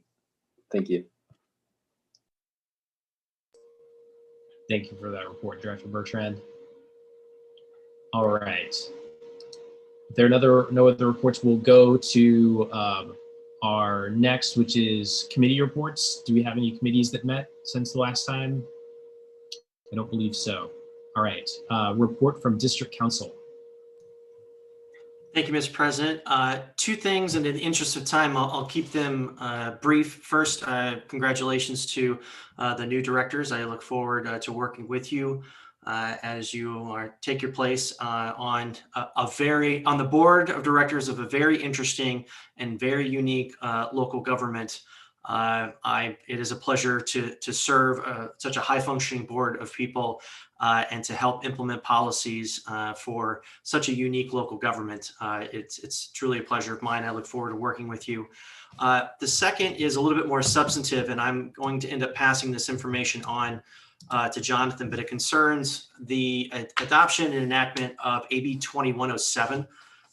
And that bill resuscitated a funding mechanism that is unique to special districts in recognition of the ways that special districts are typically limited in the ways that they can raise funds. Obviously, IVCSD is the only special district in the state out of 3,900 or so that is able to levy a UUT. But as another option, as the board of directors takes on establishing some policy priorities with respect to the various enumerated powers under 61-250, the legislature has resuscitated this funding mechanism, and it's called a securitized limited obligation note, which essentially is a way to finance the acquisition or the improvement of land, facilities, or equipment under very specific circumstances. The revenue for the paying off of the loan, or it sounds more like a bond if you ask me, it's based on revenues. It's not based on a commitment of land. It has a maturity date of not more than 10 years, and it has a maximum borrowing limit of $2 million. And it is a statutory authority that is granted to special districts as something that they can pursue as long as they have the revenue stream that's there. And it's not subject to the Prop 218, Prop 26 requirements. So the ability of the district to implement this financing and this revenue generation, it's not really revenue, but this financing instrument had expired in 2015. Or so. And I think given where everything is with special districts and local governments in general, the legislature decided that they wanted to bring this power back, but it is only going to exist until 2024. So we can talk more about how that might or might not play into discussions of the board's policy priorities, moving forward. I believe there's going to be a retreat coming up soon. So we can talk more about it then, possibly. And everything else that I was planning on saying tonight, I'll simply just reserve for the retreat for the new directors to explain what legal counsel does, how we work, and how it is that we support you all who are the elected appointed officials in creating policy and implementing policy on your behalf consistent with California law. So congratulations again, and I look forward to working with you and helping to effectuate your policy goals. Bob, you had a Hey, Ross, do you know what financial institution is offering those notes, or who you? It's whoever you can negotiate. It's not a dedicated lender. So you can do commercial lending. You can even do a certain amount of private lending from what I've seen so far. This is an area where I don't have as much depth. But we do have a couple of folks at my firm who do bonding and financial instruments, and they know this program much better than I do. If it ends up being something that the district wants to pursue, the board decides it wants to pursue it, then I would bring them in to offer their expertise in the area. Okay. Thank you. That concludes my report. Thank you, Ross. And thanks, Bob, for your question. Well, I think we'll all be sure to do some more research and find out more about that. So thanks for forwarding that, Ross. Next is our report from General Manager. Great. So a couple things. The first one is the Pallet Village project and the encampment. So since the last meeting, we were helping the whole process of getting people to move from the other parks to People's Park. I want to thank UCSB for also helping us in that process. But we've been attending all the planning meetings and seeing how we can be in support. We don't have an exact role yet in how we're supporting it, besides providing the internet password that Jay set up. But we're actively part of those discussions and going to everything. So, as something comes up, I'll bring it back to the board to see how we can help in the next 6 months. But coordinated entry is going to continue at the Ivy Community Room, even during while the Pallet Village is ongoing. Next thing is the Compost Collective. So I think it's been a few meetings now since we heard about the new compost pile to get built at Estero Park. We just got the design plans for them, and we hope to get the pricing back by January, and we'll get moving on that.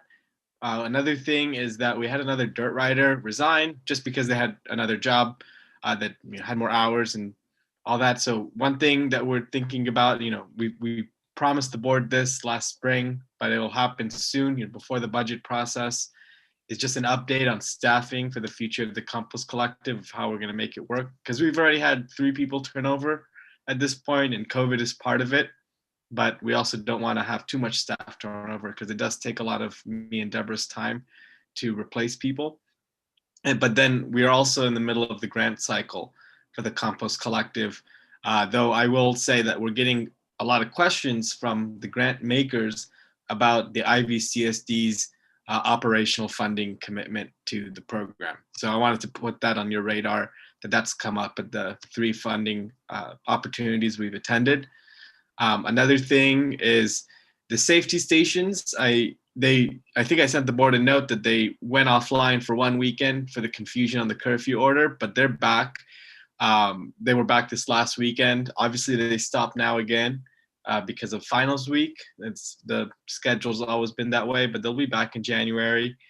And I'm going to meet with the new chief myself next week. We missed each other today.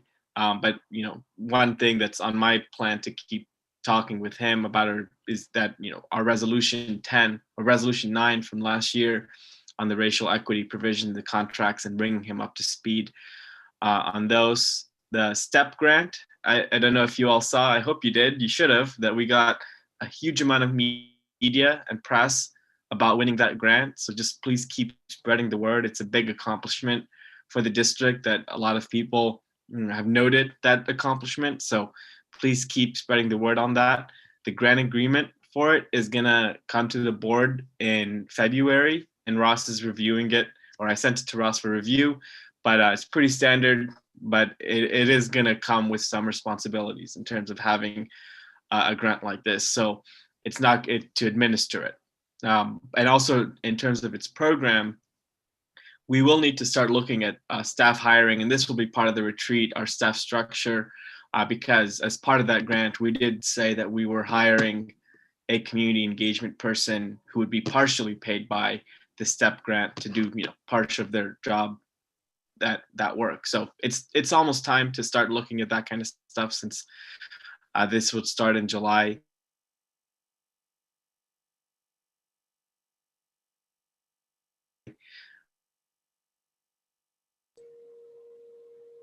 Jonathan, are you there? Into the retreat for 3 hours and planning for next year. Oh, did you lose me? Oh, yes. And then I was thinking Friday. Jonathan, you froze up, so we're losing some of your information. Friday would be the first Friday of January.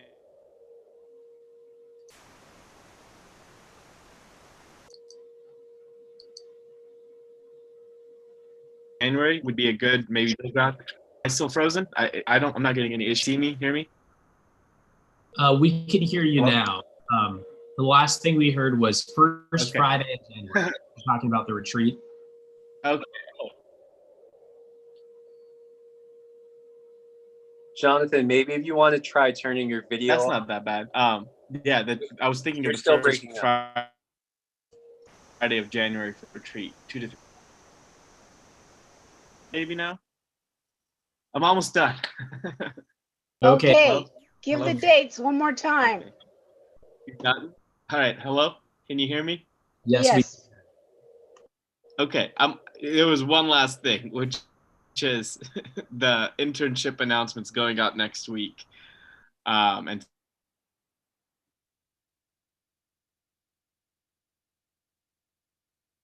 so please also spread the word on that. All right. I think we got internship announcement. We'll make sure that we spread the news about that for sure. Thanks for your report, Jonathan. Okay. So our next meeting is going to take place in the new year. I think it says January 2020 on the agenda, but I believe that is a typo for January 2021 on the 12th. And the last thing we have is adjournment. Tonight, I'd like to adjourn the meeting in memory of Jaden Lotz. Jaden lived in Isla Vista and attended UCSB for the last 3 years before she passed away suddenly on Friday, November 6, 2020. Jaden was a sister in the Kappa Alpha Theta sorority, where she served as Chief Operating Officer. As a student at UCSB, I was fortunate to have gotten to know her when we worked together to organize to support low-income students. Indeed, we spoke together with legislators about it in Washington, D.C. Jaden was passionate about social justice, women's rights, and protecting our environment. Her passion was dwarfed only by her wit, cheerfulness, and kindness. Our thoughts and prayers are with her family, friends, and everyone in the Isla Vista community. That I move adjourn in Jaden.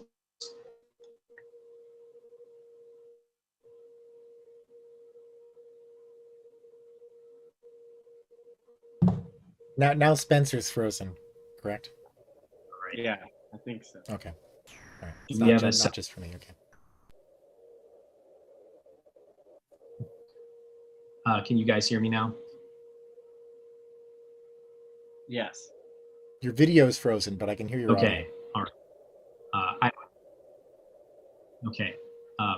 I would move that we adjourn the meeting in memory of Jaden Lotz. I will second that. Made by Brandt, seconded by Freeman. And Jonathan, will you roll call? Yes. Brant, Yes. Freeman, Yes. Bertrand, Yes. Geis, Yes. Flaherty, Yes. Aguilar. Yes. All right. Thanks, everyone. We will see you all soon. Take care. Stay safe.